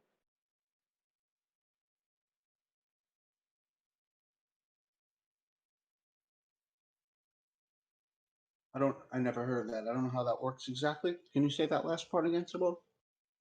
Yeah, what I meant to say was if the top 3 images are for sale, and let's say each image right now is 0.15, it could be 0.25 instead of 0.15, just to make sure that whatever the Ethereum goal is covered by this collection. So you make the top 3 0.25, and the bottom 3 you just promote it as an airdrop. Whatever is at the bottom is not for sale. If you buy the top one, you get the bottom one. Oh, yeah. It's like interconnected. 2 of the top ones are collected, and then Yeah, one of the now it's bottom. too late. Yeah. Just talking about what could be done and stuff. And Oh, yeah, but I actually Yeah. could airdrop whoever bought like some of the top ones. The top 2 could be airdropped, those bottom 2, and then there would just be the middle one for sale. Because the one the one on the bottom in the middle was actually collected by this imposter that came, and he pretended to be a Polish photographer, and he was like in the space like collecting, like sold like 12 ETH worth of photos and then started collecting from the community. And so he actually collected, or he or she or whatever, whoever it was, collected that one on the, so, and then disappeared. So this is like sort of a weird sort of collector. Yeah, I mean, what you could do too is like, you could say the next person to collect like Salty Sunset, which is like one of the best images in the collection, if not the best image that's available, will get an airdrop of Blue Serenity, right? So like they're Related too, because it's like the same area also. Yeah, so that gives incentive for that to sell, and then Blue Serenity to be gone, and then there only to be one left within the collection, and then you could figure something out from that point. Or like, well, you just focus on marketing that image until then you'll have your sellout. There's a lot of ways to think outside the box and do things like this. Yeah, thank you. You're welcome. Thank you. Really enjoyed the work. But yeah, if you don't have anything else, I think we'll move on to the next collection. But just to add to that, like you said, you have editions running in Sloika. If they're not sold out, there's another chance to play with those editions. Like whoever collects the edition. First of all, is it sold out, the editions? Oh, my newest one? Yeah, on My Flickr, right? newest editions are not sold out now. Yeah, this is where you can even push that. Whoever collects editions, let's say it's 15 editions and 15 people are supposed to collect it. Once they collect, you run a raffle and give them a one-of-one from this collection. That way you get one piece from here going to one of those guys who collected the editions. Yeah, that's a good idea too. Yeah, lots of things you can do. So, but really cool and really beautiful work, and totally appreciate you. Last minute, I know I DM'd you. I said if you wanted to come join, we'd love to talk about the work, and you got the submission in, and I'm glad to have you. Thank you. Cool. All right. If you don't have anything else to vote, I'm gonna go to the next collection, which is Let's go for the next. Sure. It's next collection is A Few Little Friends. And this is by Halleck. So there's 3 items. It's created in November, so just recently. 10% royalties. Good that they was able to get the royalties. These little friends are always in our lives. In this collection, you can find a few moments of our relationship with them, and then the license. First thing that stands out to me is the banner. It's not of appropriate resolution. It's like very blurry, and the resolution is poor. And a collection could be way cleaner if it's not that. So the image that's actually in the main image is well, this is low res too when you open it, but when you look in it in the icon, that's what the image is actually supposed to look like. There's actually a dog here, but I would try to fix that banner. Look at the dimensions that OpenSea wants exactly, and then crop it like that in like Lightroom, Photoshop, or whatever, and then re-upload it so this looks like a lot more clean. But let's go. Let's talk about the description. These little friends are always in our lives. In this collection, you can find a few moments of our friendship with them. I definitely think you should expand on the description a little bit. Like, you're photographing these pets, these animals here, cats, dogs, and so like, why is it, what drew you to that, right? What made you interested in these people down here and their relationship to these animals? Like, well, are you an animal lover? Like, what about you? What about you? Rather than just telling us, like, what about you? So taking a look here, there's Bond of Love, Game, and Little Cat. So let's open up Bond of Love. And just looking at it, particularly from the photograph.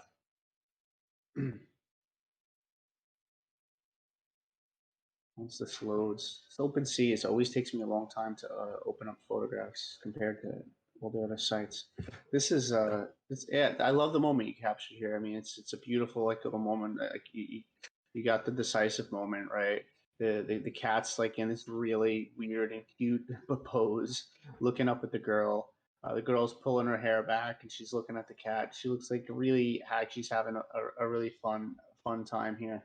And the lighting is really beautiful. Go to game. Once again, I think you're capturing like the decisive moments in these images. I'm waiting for this to open up here.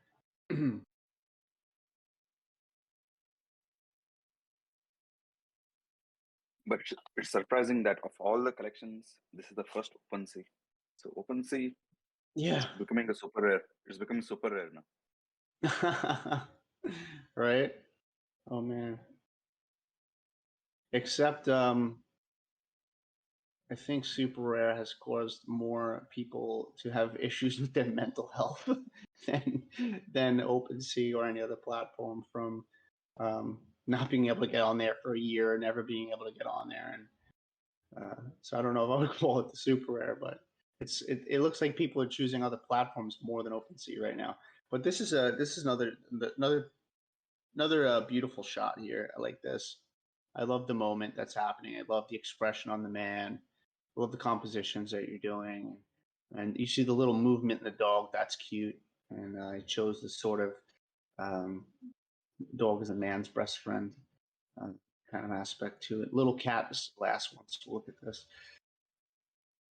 Love the movement that you got from the man working, and it's beautiful that he has this little cat by his side. I don't know if it's his cat or if it's a stray cat. I don't know where this is exactly. Could read into it. Maybe Turkey. I remember when I was in Turkey, there's so many stray cats everywhere that this could even be just a stray cat that just hangs out with this guy, which is really cool. But the cat's completely still, and you shot it at a slow shutter speed. Another great shot. When I look at this collection, I kind of want more. This is kind of a collection where I want to see more than just three. Let's look at they're all 0.1, so they're all the same price across the board. So description here: the love bond between the girl and the lovely cat felt so beautiful. It was good to record that moment. Once again, I think you can work on your descriptions a little bit to not kind of just tell us like exactly what we see and what we already know. Licenses in here. So properties, you got edition, you got artist name. That's great. I would add the license into the properties too. I think that's really important. And I think all the images could use that. Mr. Bode? Yeah. Well, one more just to thing. confirm the last. Yeah. One more thing.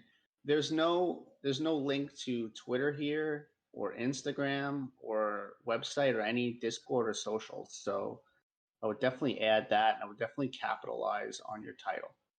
That's the last thing for me. Go ahead, Sabode. Yeah, definitely. Adding Twitter, Insta, and anything that OpenSea allows. It just adds that feeling of security. For anyone who wants to collect, because there are so many people doing so many weird things. There are scammers and this and that. So in that case, you just prove they're a real deal. So it really helps to add socials, no doubt. And coming to the collection, since you already mentioned license in the property, maybe there will be a question how to add such a long license in property. It just means license, extended editorial. Those are the only two words you really require. It's not like you write the whole license in property. It just says extended editorial. That's about it. And I love the images. I truly love the images. And I would kind of differ in that part. For me, these three images is looking so beautiful together. Adding more maybe would start breaking up the collection, unless until they're equally of same caliber. But sometimes choosing your best, like just we discussed a moment back, choosing your best and keeping it tight is a beautiful way to go. And anyway, it's not like sales are coming every day. It takes time.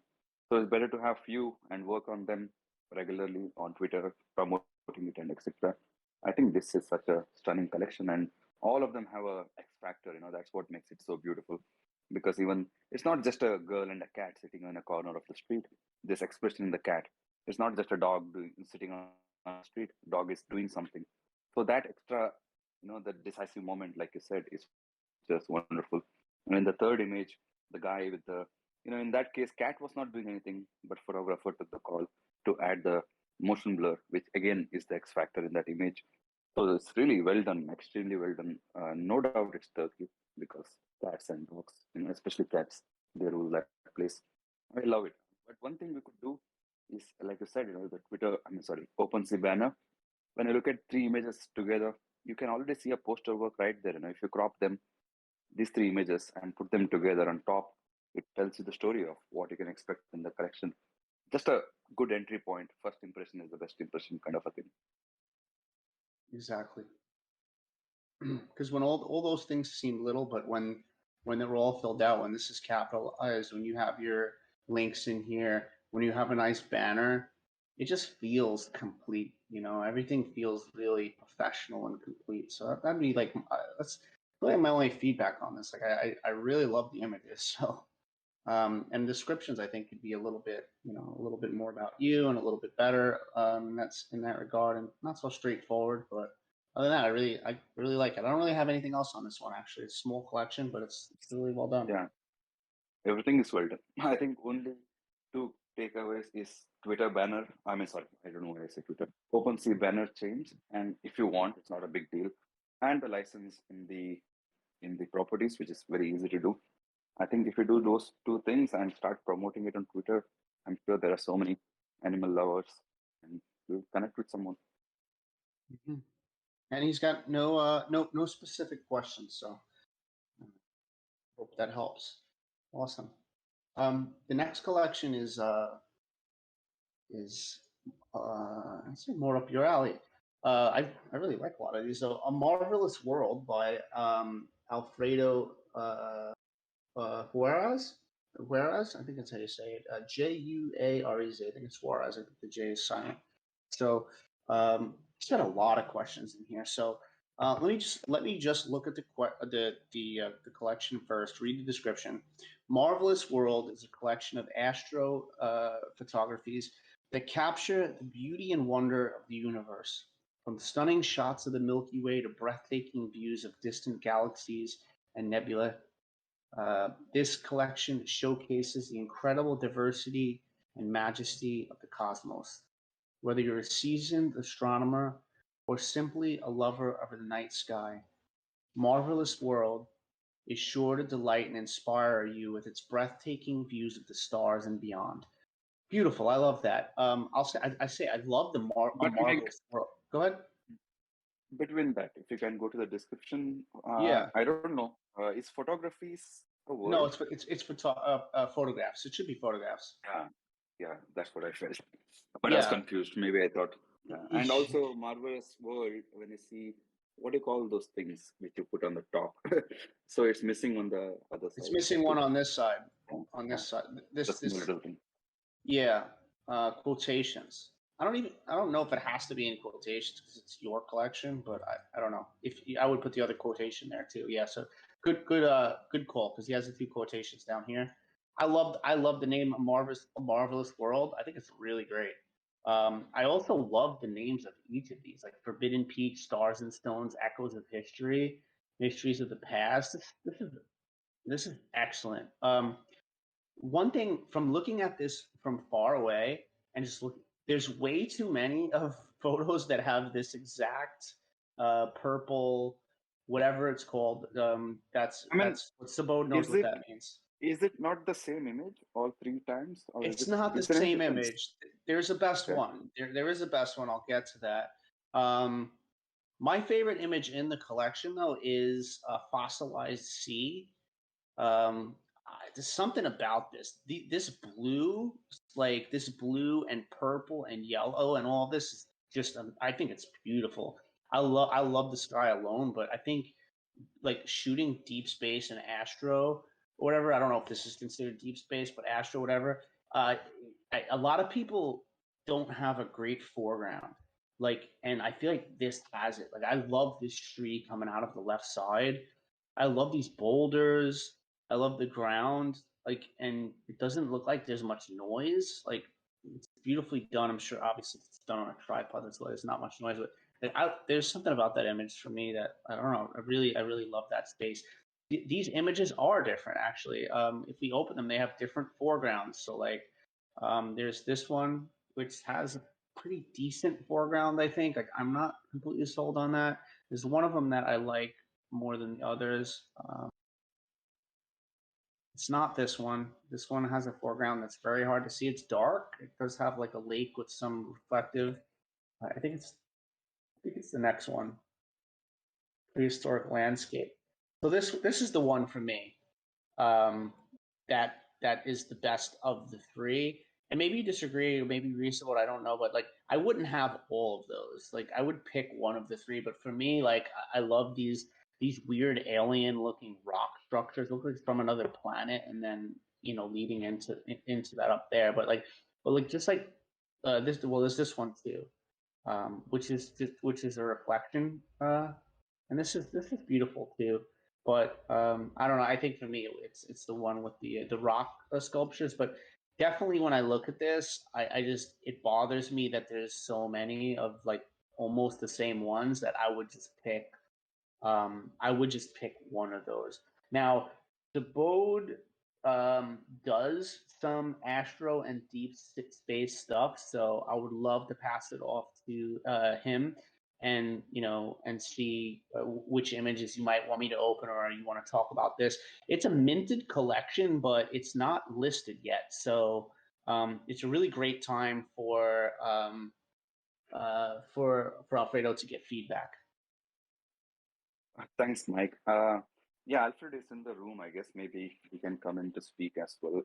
First of all, I want to know, like, those three deep space. He is in southern hemisphere, so what he sees is different to what we see in the northern hemisphere. We don't get these targets which he has, which is beautiful.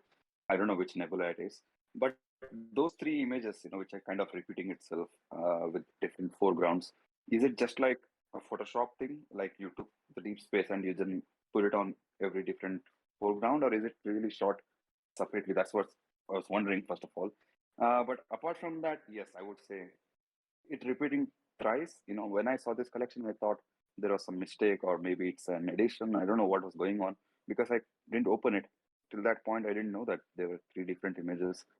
But I agree with you, that particular image which you showed, the first one with Milky Way, it's not only beautiful because of the trees and the borders, but also because he's a deep space photographer. He knows exactly what's in the night sky and is properly exploiting them.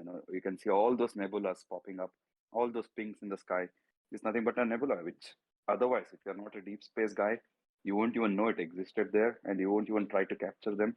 He has brought every single detail out of every single major star and major nebulas in the sky. It's so well done. And even I like the nice little touch of warmth to the Milky Way. Most often people go cool, but he went on the warm tones, which again adds a nice different feel to otherwise cool image. I love it. I truly love it. And other one is, if you can go back, Mike, the second image, which is again, I didn't see it in full. I just saw it in this equally good. Yeah, extremely good. Getting that Milky Way with that density is like a dream for every astrophotographer. We don't get it in Dubai. So lucky him, he stays in a dark corner. It's so well done. Even the foreground, though not extremely like catchy foreground, but it has enough things to keep your eyes there. I really love it. Yeah, but it's great. It's greatly exposed. The foreground's greatly exposed too. It's not like super dark like you see in a lot of astro shots. Yeah, that's exactly. If you take this foreground, have a memory of this, and go to the other ones where the foreground is so dull. If you can open the first image, Mike. Yeah, sure. Yeah. For instance, here, Alfred already knows how to expose a foreground at night. It usually takes multiple shots, merging them together, reducing the noise, or taking the picture in blue R and then mixing it up with the night sky. He knows that exercise because he's already done that. But in this case, it's kind of too dull. When I increased the brightness in my phone just to see whether it was my phone, but actually it's dark. It could have been corrected, shot better, or even edited better. You can always separate the foreground and pump it up and reduce the noise. But yeah, overall, the night sky, he's killing it. We don't have this night sky, so I don't even know which nebula it is. Yeah. All right, let's look at some of these, because I haven't really looked at history. I mean, look at that sky. Jeez.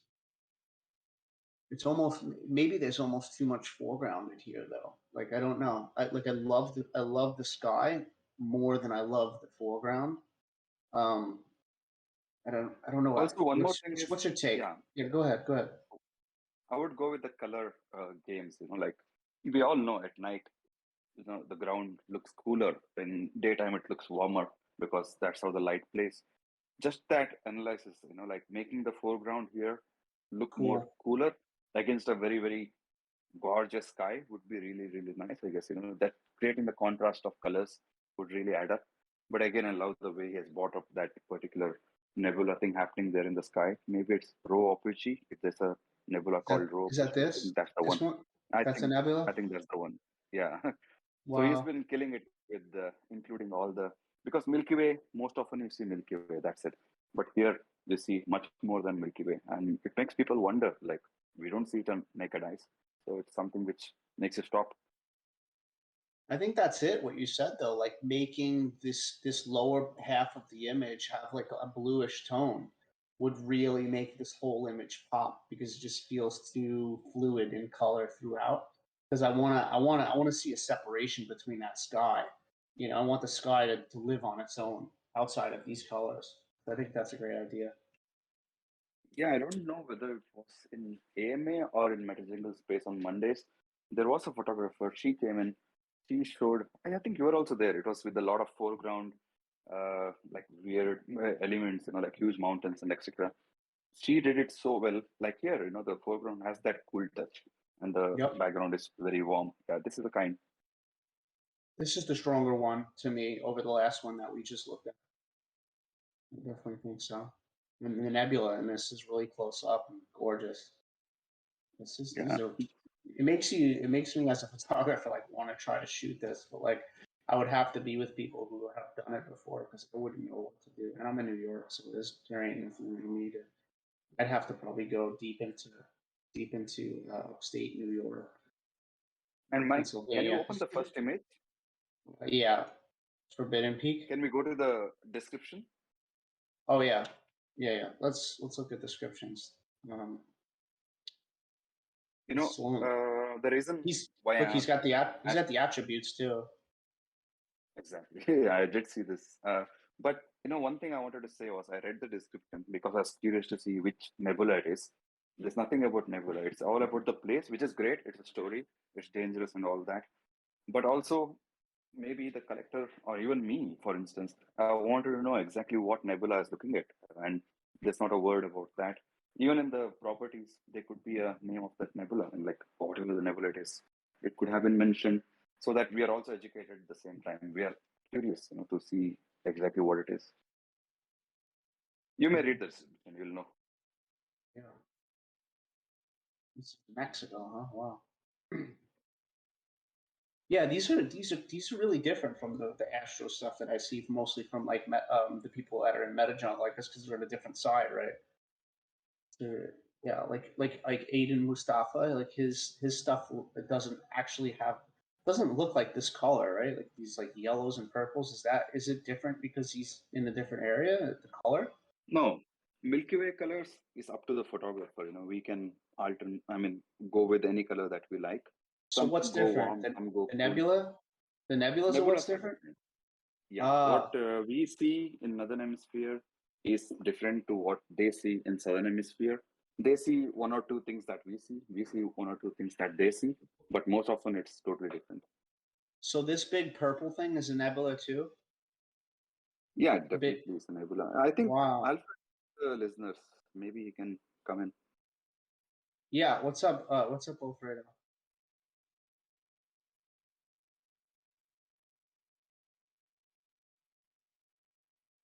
He's here. Yeah, right here. He's right? here. Hey, I don't know if boss mom, you got him unmuted, or maybe he could unmute himself. Alfredo, if you want to talk after hearing some of the feedback, I don't have permission. He says. Yeah, he's unmuted. He's unmuted on our side. It's something with his permissions. I don't know. He might be in the it might be in the web browser or the app. You might have to restart it. Okay. Well, we can move on to the next collection. If he can fix his permissions, restart, and he wants to come in and talk to us, we'll be here to definitely talk with him. Can I ask a question real fast, Mike? That him or answer. If you go back to that piece, or the first piece you guys talked about with the the one that I really like, the fossilized. See this one? Okay, sorry, the second one, the one that was right above it. Stars and this one. Yeah, I'm just curious. I don't know if Sabod will know or if he can answer over in the chat. But what's the line in the sky that they captured? That's which line? That one. Shooting star. It could be a plane flying through. Sometimes we get that. Sometimes it could be a satellite which is flying through. It's one of those man-made stuff. It doesn't look like a natural thing, or maybe it is some small little stuff flying through the sky, but it looks like a satellite or a plane. Jaden wants to hear that it's some type of aliens, I think. Aliens. How'd you guys know? Yeah, very cool. I just know me, it made me think of a shooting star, so I think it's a cool, like, little thing to, like, look at, but I know that this photo was made up of a time like, taking a lot over time, so that's why I was curious what would, because I know satellites Yeah, but move fairly quickly. yeah, but if Mike can zoom into that line, we can see the pattern of it. I mean, on Foundation, I don't know if I can. Like, I Oh, you can't. can't. No, I can't get closer than like where I'm. No, unfortunately, can't. Maybe Alfred can let us know in the comments. He's suppressed. That's suppressed in Discord. You do not have the permission to speak in this channel. That's what it says. Yeah, I mean, they said he's good on MetaJungle's end, but his permissions are maybe no good. Yeah, we've been having, we noticed about a couple weeks ago that that's happening. So Goon looked it up today and actually was able to find the solution or like what the thing is, and he put it in the newbie help. So if you guys are having that, you might go check newbie help because he put like a whole little, um, a website in there to kind of tell you guys how to possibly fix that. Okay, cool, awesome. Wow, a lot of people are talking into the chat there. Jeez, there's a lot of discussion here. I'll have to look at later. Okay. Cool. Well, if he gets it fixed, then come back. But that being said, really, really amazing astro photographs. We'll just call down But this Mike, collection. yeah. Yeah, go ahead. I can add one more thing. The third and fourth image, Milky Way, from one astrophotographer to the next. Like if you look at the previous image, if you can just keep it in normal thumbnails, we can compare them. That second image has that proper Milky Way touch. It has a good mix of warm and cool tones. The sky is still comparatively blue or dark. But in the third and fourth, it's gone completely warm because the white balance has gone a little bit crazy. And the Milky Way, the core, is usually not that warm. It has to be somewhere in the second picture zone. So if he knows exactly what I'm talking about. So if he can work it out, it's a little bit too warm in the third and fourth.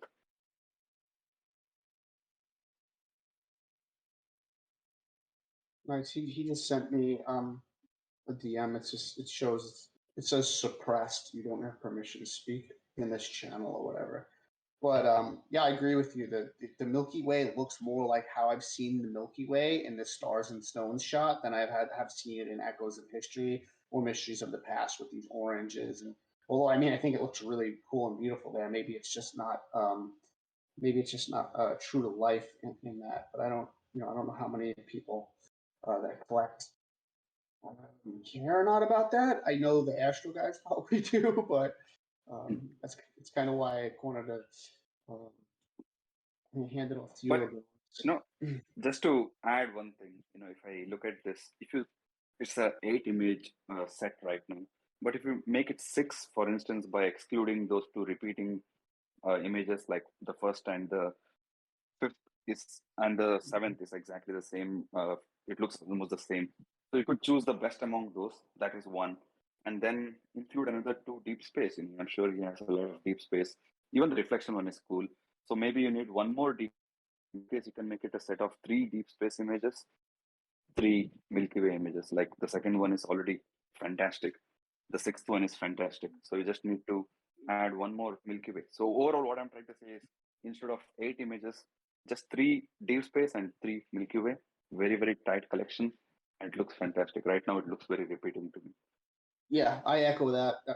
I think calling down and having, because this is just like as a collector, like just seeing this one and this one and this one. It's like for me, like it feels like I collected one. I don't like. It's almost like you feel like you of owning a one of one because it just feels like there's other ones out there that are a lot like this. So like I wouldn't want to see this many. The one that's reflected is fine to keep in there, but like I totally agree. I think less is more here. Like 3 deep space and 3 Milky Way ones, and it would be really great. So I totally agree with that. I think that's great advice. But he has the attributes and everything like that too, which is really cool. And maybe he could type in the chat how is he able to get the attributes on Foundation, because a lot of other people don't have them. And if this was done through or something, or if there's just a way on Foundation to add attributes. I'm sure there's a way to just add attributes on Foundation. Yeah, and it's the most basic thing. I'm sure Foundation is it. Yeah. Hello? Yeah. Hey, I can hear you. Can you hear me now? You're breaking up, but I can hear you.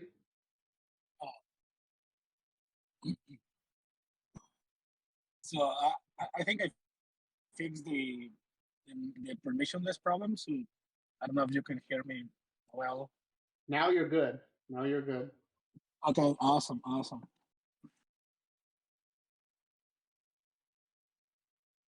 Cool.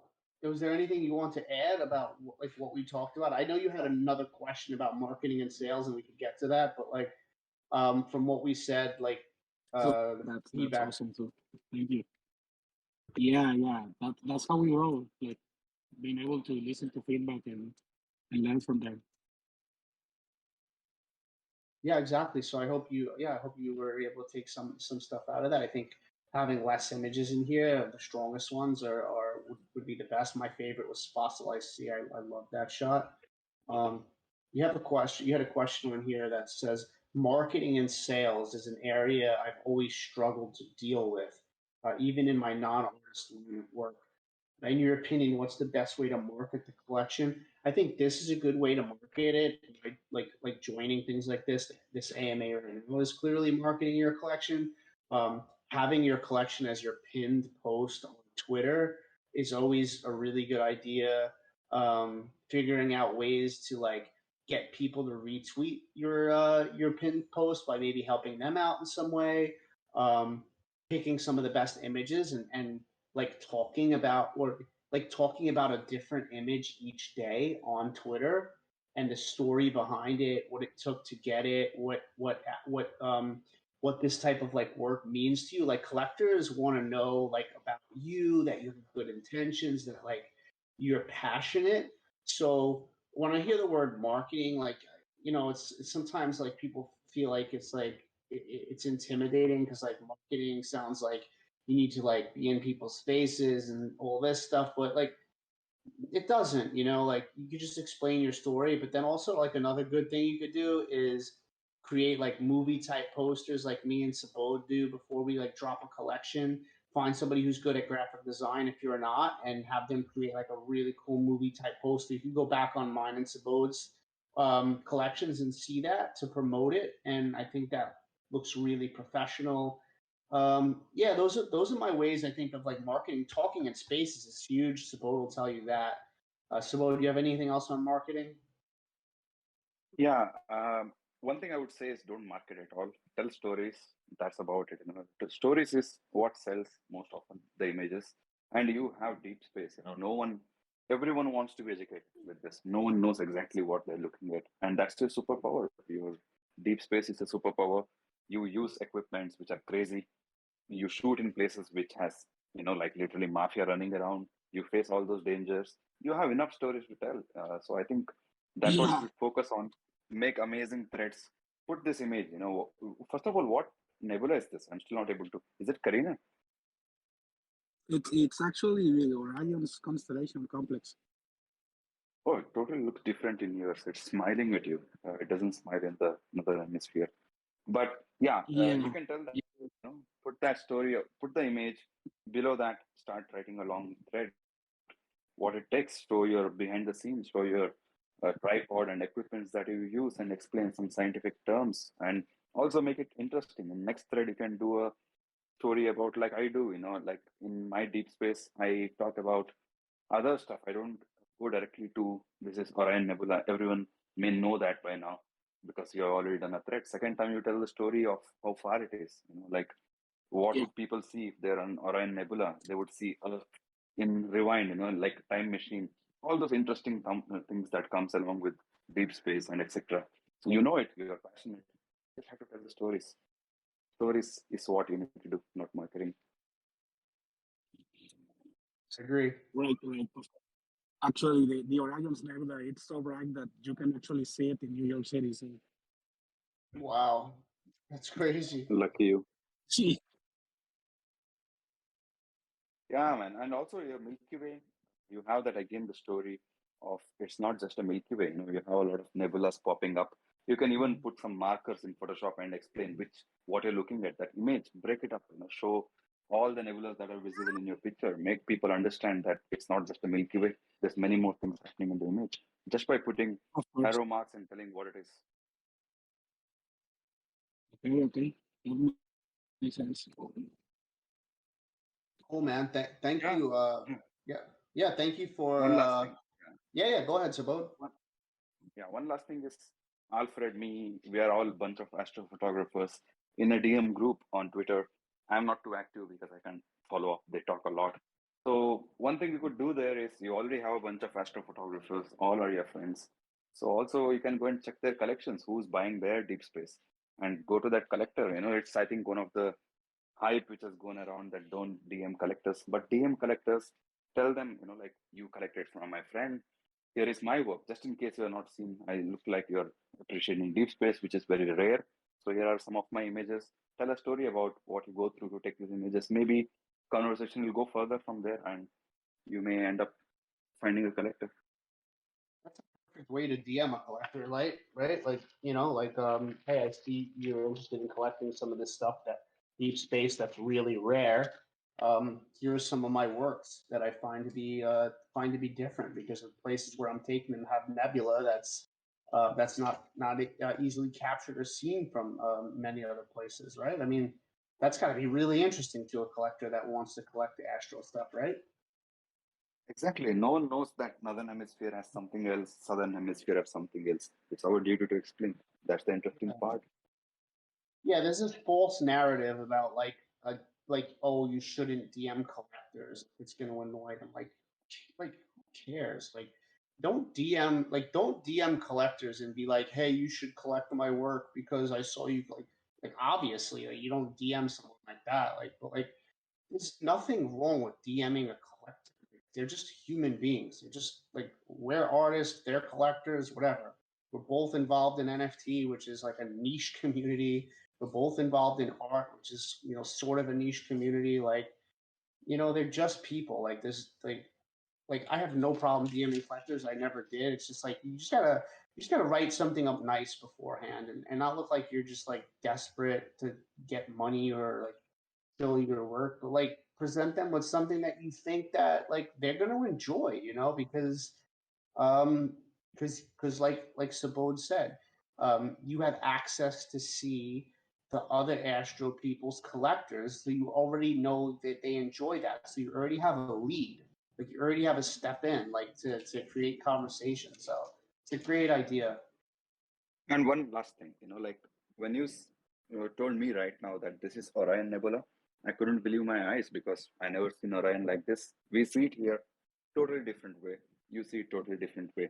If some collector has collected Orion from your friend, you can approach them and say, since you collected, maybe even share that work from your friend which he has collected.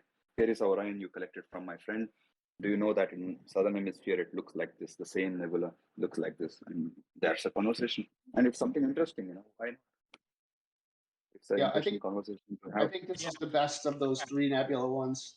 This prehistoric landscape.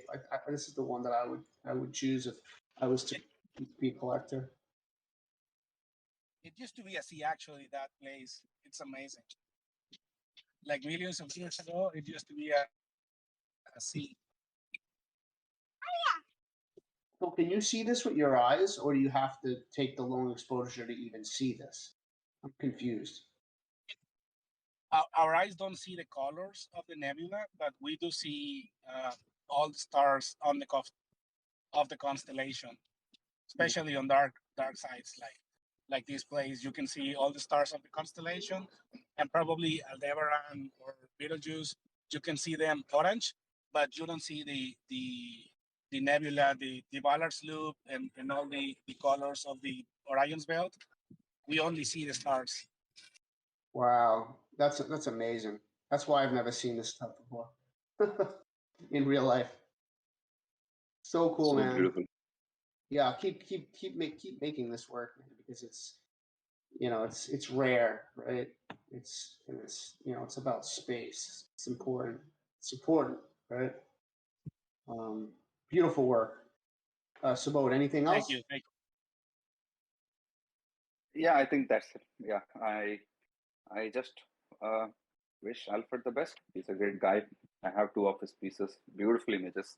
I hope I get to get more of your deep space from the other side. Absolutely. Awesome. Yeah, I'm actually heading to the mountains, and I'm gonna be there for New Year's Eve, and I'm planning to do some deep space work while I'm there. Yeah, you got new equipment, right? Amazing, man. Yeah, too. Awesome, So dude. I'm going to a Bartlett to one of the darkest places on earth. Wow. Well, respect. That's awesome. And I hope I can't wait to see the photos. Cool, man. Thank you. Yeah, DMs are open if you have any other questions. Cocoon is the next collection. Cocoon is by Hadi Nasiri, and I don't know. Let's you know what? Let's read the questions first on this one. Where is my collection technically? Another question. I want to hold this collection as a physical exhibition outside of Iran due to existing problems. Do you think it's possible? Can you help? The collection was created with all the restrictions on the movement, women, life, freedom in Iran on my description and work telling it. All right, cool. So let's take a look at this this collection, Cocoon, on Foundation. First of all, the banner looks really cool. I love the hand coming up. I love the face screaming, kind of trying to rip out of the cocoon. That looks really good. Collection of 29. That's big. That's big. You don't normally see collections that big on Foundation. But if we go, guys, if you're looking at this, I would sort this by oldest because it normally will sort by most active. But oldest will actually give us number 1, number 2, number 3, number 4, all the way through. And so this collection is like Cocoon breaking out into butterfly, which would be this image right here, which is absolutely beautiful. And then it goes on to look like sort of the freedom of being a butterfly and the dance of living their life and being the butterfly. And so that being said, let's actually read the description because like that's just what I got from just looking at this. So let's read the description. To be a butterfly, one must tear apart the cocoons of life. These cocoons are sometimes so twisted that the boredom rests deeply in the single cells of the body, and human being thinks that the freedom is impossible. But flying like a butterfly is one who never loses his hope. Awesome. I think it's a great description, somewhat poetic. It's not giving anything away about the images, leaving some stuff up to interpretation. One thing I noticed, first thing I noticed when I look at this is like, there's really some really beautiful shapes happening, the geometry of the body, bodyscapes, surrealism, and really beautiful all the way throughout. But the titles, 1, 2, 3, 4, I mentioned this to Sabot about the titles, and he said he was thinking it'd be better if it was something more like day 1, day 2, day 3. And I said, oh wow, because I was thinking phase 1, phase 2, phase 3. Anything outside of just the number would be better than just 1, 2, 3. Because think about it, as a collector, do I really want to own 2? Not really. Like it would be nice if it was called like day 2 and then whatever day 2 means, like whatever that means would be cool within the title, or phase 2 or whatever it might be. So looking through this, there's a lot of images. Let's open some of them up. And we're not going to get a chance to talk about each one of these because there's so many. But let's open them up and just kind of get an idea of the cocoon phase. Wow. look at the face in there, breast. You can see everything through this. This is wild.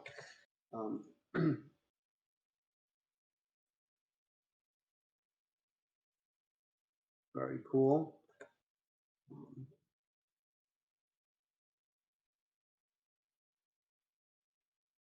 This is an interesting perspective. It's quite different than the others. Very delicate.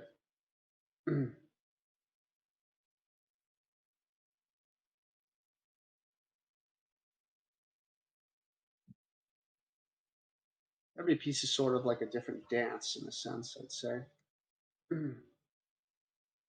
Or different struggle.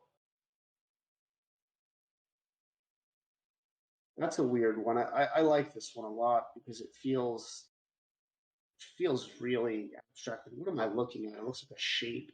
It looks like a pear. It looks like a rock. It looks like it could be so many different things. You just see these muscles and limbs. Very interesting one. Question is, do some of them feel a bit repetitive?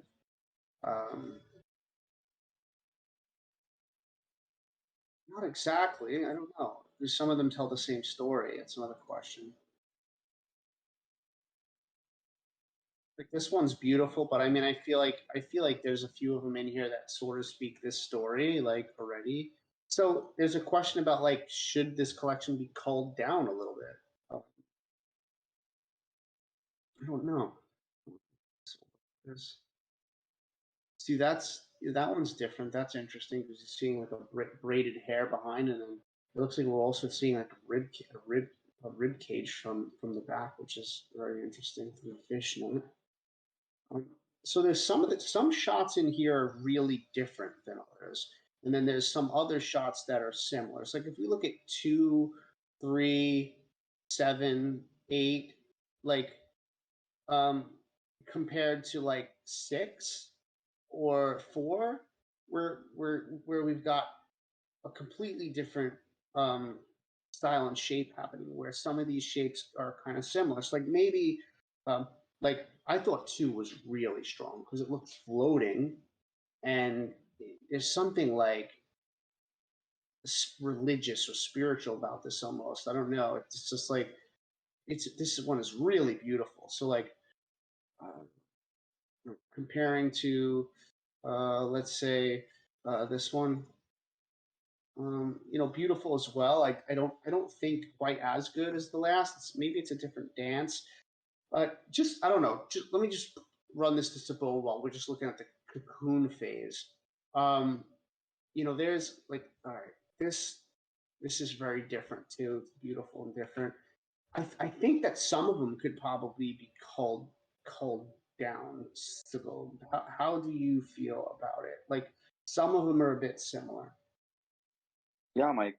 Actually, when I opened this collection before the AMA, I even talked to you that it's a huge collection. It could be 2 different collections. But now that you show it in order with from 1 to whatever, 1 to 29. It feels like one collection, yeah, right. Yeah, I mean, it's so brilliant. I love it. I always imagine this is from Iran and it's expected, to be good because they're really, really good at art. And without freedom, they're creating. If they get freedom, I don't even know. I think we'll all lose our jobs, but it's so brilliant.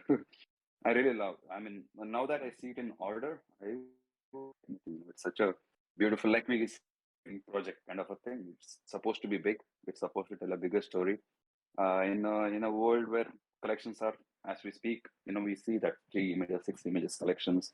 Someone has to break that path, and I think this is the collection which deserves to do that because it's so well ordered. Like now that I see it in order, I get all the narrative that the photographer is trying to say. I just love this collection. There's not a single image. Not a single image that I don't like, right? Like there's not a single image that we don't like within the collection. And also, what's beautiful is those zoomed in images, where he's showing that hairs in one image. He's showing some limited, areas, like he's going deep into it to show the struggle. I mean, those things really add up. If it's just full body all the time, then it would repeat itself. But right now he's creating those breaks in between and showing some close-ups of what's going on. I think it's so well done. I would not change anything. It deserves to be exhibited also. Yeah, it was when we thought that maybe it was too big of a collection when it was set on most active. And that's because on most active, it's only showing the most active. So it's like, huh, this is confusing, right? It's only when you put it in order that and this is important when you look at a collection, is to put things to oldest. Only when you put it in order can you really truly see the intent of the artist's layout of curation. And so, This yeah. this is when I feel there was an option to lock the orders. Like right now it can go in any order when a collector comes in. Maybe he feels like we felt initially. There should have been an option to just lock it in one order. Like Sloika, Absolutely. you can't change all those things. It's locked as it is because they know how important the presentation is. Absolutely, it needs to be locked because it hurts. It hurts for it not to be locked. There's only 4 pieces up for sale on this so far. Maybe they're just doing a sale price on some of them to begin with, but I mean, I would list a price for everything actually all at once because, like, I personally wouldn't pick one of the first 4. Like, if I had to buy one from this, I think I'd pick something from the butterfly stage. Like, I would probably pick this. Would maybe be my first pick. I think this is amazing. Or even just, geez, one of these other butterfly poses, like even the last one. Like, I looked at this before. It's like, wow, this is just gorgeous. I don't know if that's like paint, the silver or whatever on the body. It's just this whole bodyscape and the positioning, and it's just like at the end, just free. You're a butterfly. It's quite amazing. Like, yeah, this collection is truly beautiful. I think that the titling is the part that bothers me the most. Just 1, 2, 3. Like, I think at least go with like days or phases. And well, let's go look into the descriptions of it. It's like, let's look into the description of like when she busts out of the cocoon. And so, okay, this kind of bothered me a little bit too. Is that description is just copy and pasted from all the other descriptions? Like, to be a butterfly, one must tear apart the cocoon. We read that already, but like, why not a description of like what this part is about? Like, the freedom of being the butterfly. Like, describe what the freedom of being the butterfly is in this area. And 17 just doesn't work for me. Like, this should be phase 17, freedom of the butterfly, or something like that. Like, that would be a lot more intriguing to me than 17 and a copy and pasted description. You feel the same way, Sabod? Yeah, I mean, it could go even one step further. The photographer has put so much of thought into making this collection. Even he has the ambition to exhibit it somewhere. In that case, you could go even further and do a little bit of research. Understand exactly what happens when a butterfly, is given. It comes out of that cocoon thing. There will be scientific terms for each and every stage. If you go into a scientific paper, you'll start reading. Even Wikipedia will give you all the information. I would note down exactly what happens in each and every stage. What is it called scientifically, and start using those words in description. And maybe even in instead of number 1, number 2, I would start using those words to tell the stage of growth of this particular thing. Yeah, absolutely. Is the artist here? The name is Nasir. I don't think they're here right now, but they'll listen to the recording. Yeah, Iran, that's maybe internet. They're here. No, I was saying it's Iran, maybe internet. Oh yeah, that's true. Yeah, I like that idea. I like that idea of going into looking at the scientific aspects of like how a caterpillar cocoons turns into a butterfly, and like what each of those phases are actually called. Because then like you could add like the phase number and then like the scientific like part of it. Like, yeah, there's a lot you can do here. Like, it's beautifully presented. The images are fantastic. Might as well just, it's not even like fully listed yet, so you might as well just like, like go all out and like just make these descriptions titles really good. I think it should be listed, because like I said, even if it was me, I would look at that image with that multiple exposure. Those images catches your attention, and maybe some collector comes and is like, okay, it's not listed, let's move on. Maybe some collector will be kind enough to DM and say, why don't you list that piece for me? But you never know, you're leaving it to a chance. Instead of that, keeping it ready, whoever wants, collect. Maybe some collector wants the first one. I mean, one of them in those cloth, the other one at the bottom when it's the butterfly. Maybe they may combine two images and go for it just to add on to the story. Yeah, and they just have no option right now for that. So yeah, with that being said, like I think that's great, all great feedback. Like I don't, the details I would add, the attributes, like what else is in here? The actor, the makeup, all right, so they're giving credit to all those people. Technical specifications, staged photography, okay, whatever. Size, resolution, yeah, it's all good. Like, yeah, outside of that, like I don't really have much more to say about this collection. I think it's like a really professionally well presented collection. I just think that the problem lies in, for me at least, the titles and the description could be better and not copy and pasted from the like general description of the actual collection. Outside of that, like I don't have anything else aside from saying like I really love I really love all of these images. There's just some that I like a lot more than others that aren't available, and I feel like a lot of collectors would probably just pass up on because if it's not available. And one last thing, Anna, is I know since the question was about exhibition, whether you could help this being exhibited somewhere. Yeah, that would be one thing on the other side. But one aspect which is under your control, artist control, is we have this on cyber spatial. So that would be the first step. We can exhibit our own work in a metaverse, put it beautifully on those walls, all 29 images. And maybe then you have a way to present it rather than foundation mixing it up all the time. You have an ordered place where it's under your control. Maybe one wall will show the first stage, other wall will show the second stage. Anyone who walks in, they will know exactly what to look at and what's the order of your pictures. There you are setting up your own exhibition, and then maybe that can be used for pitching to anyone who wants to approach. Yeah, perfect. Absolutely. Well, let me see if I missed any of the questions. The other questions here. Where's the collection technically? We talked about that. It's technically really almost flawless. Like this collection was created with all the restrictions on the movement of women, life, freedom in Iran, or my description and works telling it. Yeah, absolutely. Like I can totally relate that to like being trapped to the women fighting against to be free. I get that totally from it. Do I get it from the description? Be a butterfly, one must tear apart the cocoons of life. These cocoons, sometimes so twisted that the boredom rests deeply in the single cells of the body, and the human being thinks that freedom is impossible. But flying like a butterfly is one who never loses hope. Yeah, totally get that. I totally get that stuff. Maybe a few more lines in description about the artist. If you didn't read that description in Discord, I would not know that he's from Iran. Maybe no one knows, because in description there's nothing about that particular thing. Because we all know creating this art in Iran, it's a deadly thing. It can be really dangerous, but still he's doing that. Maybe he doesn't want to mention it because of that reason. I don't know about that part. Yeah. Adding a little bit of artist information. Maybe even just saying that I come from a country where this kind of photography is not allowed or it's very hard, something of that.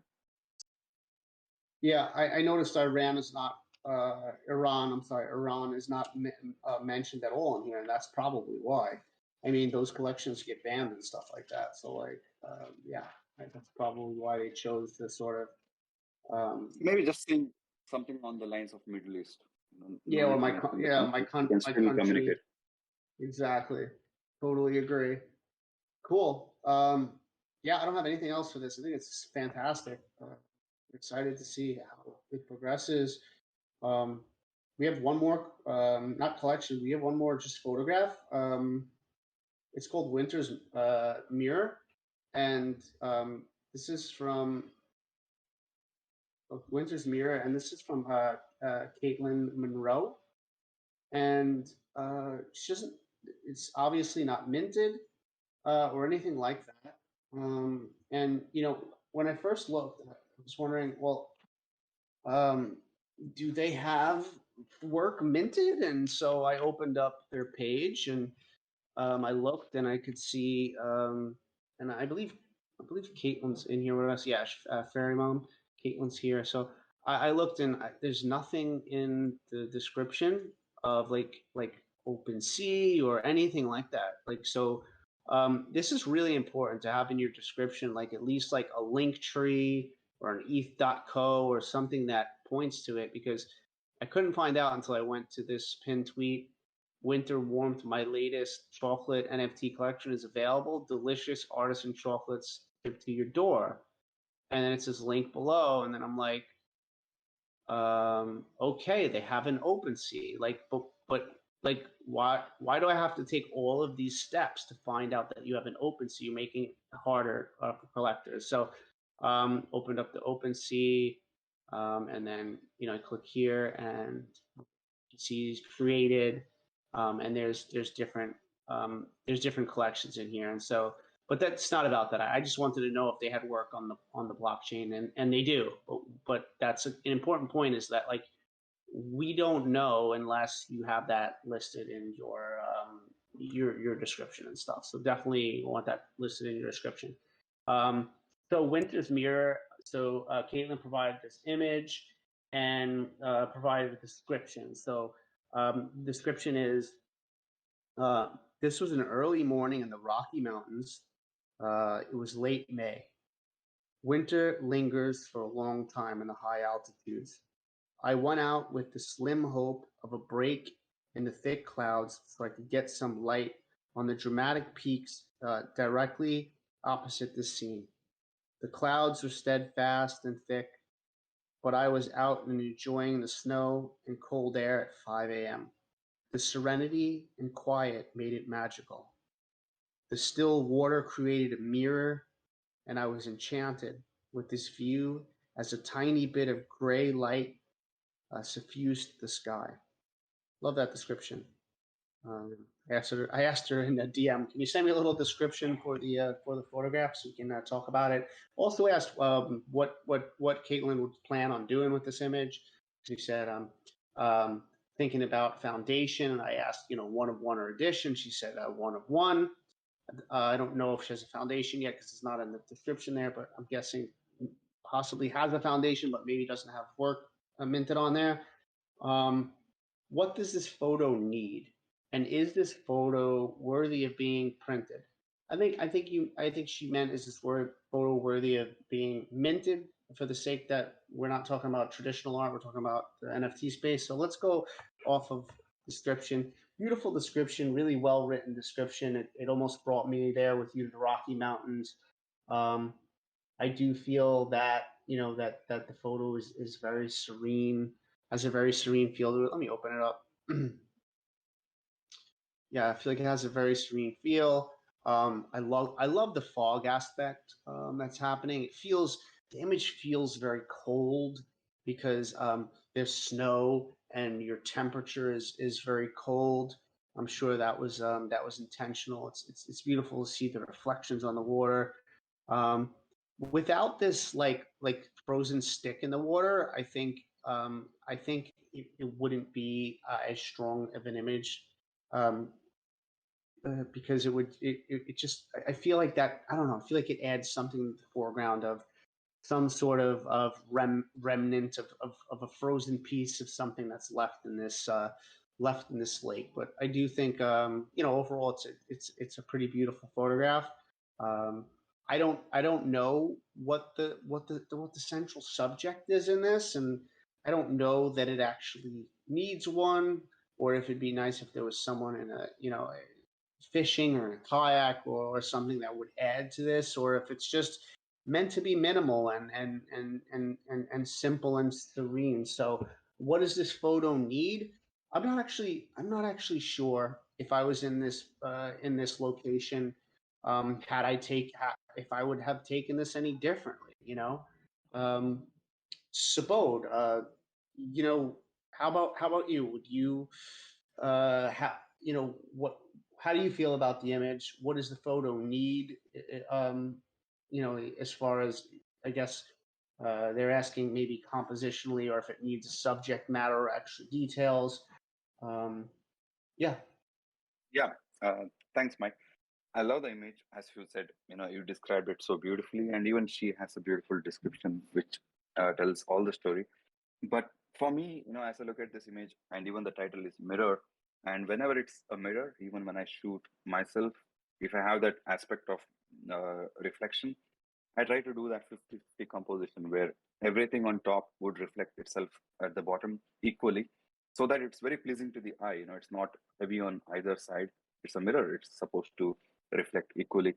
Right now, the picture is not mirrored in the center. Like there is. Right now, if I was in that spot, I would be tilting my camera a little bit down so that a little bit more of the water and the foreground comes in, because there's some kind of a peak is happening in the reflection, but it's not fully complete. It's just cropped at that edge of the peak. There's still some left, so I would. Oh, I see that My down hand here. literally, yeah. My hand is literally waiting to tilt the camera or zoom out a little and get a little bit of both and put that horizon line in the center. That's what my eyes are asking for right now as I look at this image. Even if I put my hand on the top and crop a little, I can already see that it's becoming a proper reflective shot.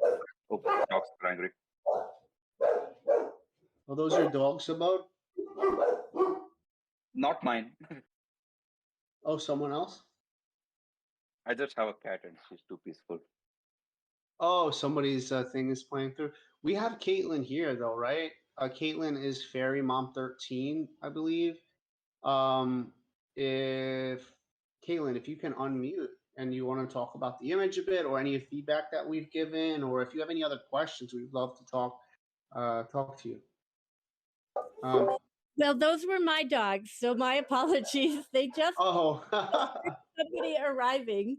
But I do appreciate the advice already, because even before you got to the image, I was taking notes and thinking, yes, he's right. There are definitely things that I need to take care of. So that's great. And yeah, it is. I really appreciate the input, because sometimes we have images and we are more attached to them because we took them, or we were out at 5 a.m. and it was freezing, or whatever it is. But I appreciate Sabod giving me, that idea that, oh yeah, you need more of this if you want your mirror to truly be a mirror. You need some equity from, the horizon and everything that's reflected. So I appreciate it so much. Awesome. And one last. Go ahead. One last thing. I don't know if it's my eye, or maybe I'm wrong. Wait a minute, my AirPod just died. Let me come back. Okay, so I was actually gonna ask, were you here to listen to some of the other feedback sessions? I've heard all of them from the beginning, and cool. Yeah, I wanted to know because I think people think that they have to be in the AMA or the feedback session to learn, but I think that just teaching it, I learn all the time, and I think that listening through, I'd love to hear what you thought about how we talked about other collections. I thought it was great, and being able to look at the images as well, or I pulled a few up on my phone because I have the Discord open on my laptop. But it's been really, really interesting, and I feel like there's so much knowledge that you're sharing and offering. And it's also interesting. I will just say this: thinking about that last collection, and I was looking at those images, and I was thinking that in some of those, a few well-chosen phrases might be the perfect descriptor. Like one of them could, like the one where she's come out of the cocoon and she's expanding in her arms, and right here. Yeah, that one could be something about spreading her wings or something. And that would be very evocative, and you wouldn't necessarily need a whole story, because again, there are so many. But I think that you mentioning the fact that, yes, the same description didn't really suit for all of those. So at any rate, I do appreciate everything that you've been offering. And it is really good to see things from other people's eyes, just like writers have people who give them feedback and say, ooh, yeah, this is really sticky here. It doesn't fit. This doesn't sound like what the character would actually do. If you're too close to it, you may not get that. But getting other people to see it and give you their perspective is really great.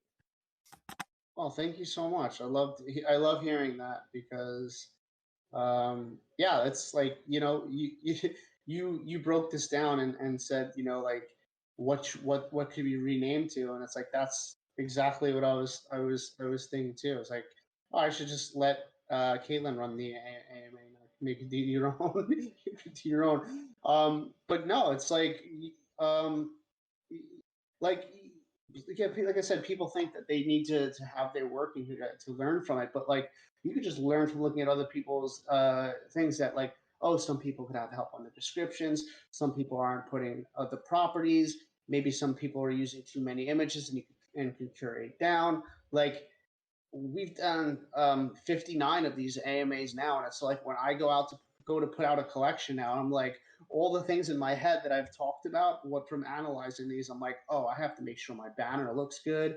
I have to make sure my descriptions are good. I have to make sure like all these photographs make sense next to each other, and that I have all the properties and try to do everything right the first time. And I think that's our goal, with the AMA and the photo critiques, is like to just have as many people that we can learn that are amazing photographers, how to apply like all these other aspects that not all of us enjoy doing or are good at, like marketing or like building a brand and or like curating and stuff like that, and trying to get people on board with like why those things are important and how they can like implement them slowly to kind of build their brand. So love hearing that. Thank you so much. Sabode, how are you doing? You back with your airport? Yeah, airports are dead, but I hope you can hear me. So one thing I wanted to say was maybe I'm wrong. It's just maybe my eyes, but the image looks tilted to me, and it looks like it's tilted to the left-hand side. So maybe a little bit of tilt correction is required to make it exactly, like leveled up. Maybe. I'm looking at it. You're saying like if I'm looking at this line here that's come across, but maybe it's like a little bit lower on this end Maybe than this end. Could be slightly. You can zoom it.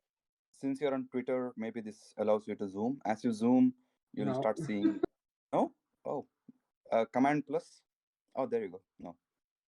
Well, it's just zooming in my Twitter behind it, but I can't zoom in the picture, but maybe it right could click be. save.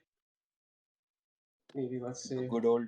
But then you guys are gonna see how sloppy my desktop is right now. All right, so organized. If you look at mine. Oh my God! Really? All right.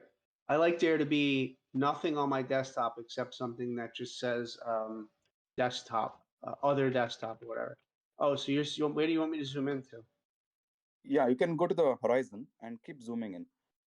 You can bring the horizon to the bottom. Yeah, just above the bottom of the screen. No, not so much, Mike.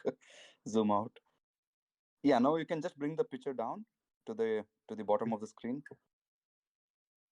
Yeah, now you'll start seeing. Yeah, there it is. Oh yeah, it's lower. You're right. He's right. It's lower on the left side. Yeah. So you could just easy tilt. Easy tilt, and you know what? It's interesting because like sometimes little things like that people don't realize make a huge difference. It's the littlest things make huge difference sometimes, like visually. It's crazy because of how well our brain and eyes are trained to see like symmetry and stuff, that when you just change a little thing like that, it can do so much. And yeah, Mike, can you just zoom the picture till you create an equal like 50-50 of this image, just to see how it looks? I think the sky has to go out of the picture a little. Oh, I see what you mean. Like now you can push it up. Yeah, you can make it exact 50-50. Right now it's not. A little bit more. Okay. Like out or in? No, not in. Just enough to make that horizon line come in the center of the picture without zooming in too much. I think it would be easier, yeah, in Lightroom and etc. Now you have to zoom out a little. You can continue to keep that line in the center. Okay, I'm gonna zoom out. I'm gonna keep keeping the line in the center. Yeah, somewhere around here, for instance. Yeah, and when it becomes equal, it starts feeling more pleasant. Yeah, it does. This looks pretty pleasant too. Yeah, I like the and it feels lower too. But I do like to see like a bit of that fog above and some of that peak. But I think it just takes a little tilting on this, and it'll be good. And Mike, does this app has a rotation? Like, can you rotate it 90 degrees? Does it have that option? Yeah, like if you zoom in now and make it 50-50, it really looks cool. And make that, you can't do that here now. You have to crop it, unfortunately, on the left-hand side. But you get the idea. It creates that, pattern, which is kind of cool. Yeah, it does. Very cool. Thank you. Wow, that's interesting too. Yeah, this is really cool. It catches your attention. We don't need the sky. If you just imagine without the sky part, it'll look really cool. Interesting. Thanks, Sabod. It's like an alien.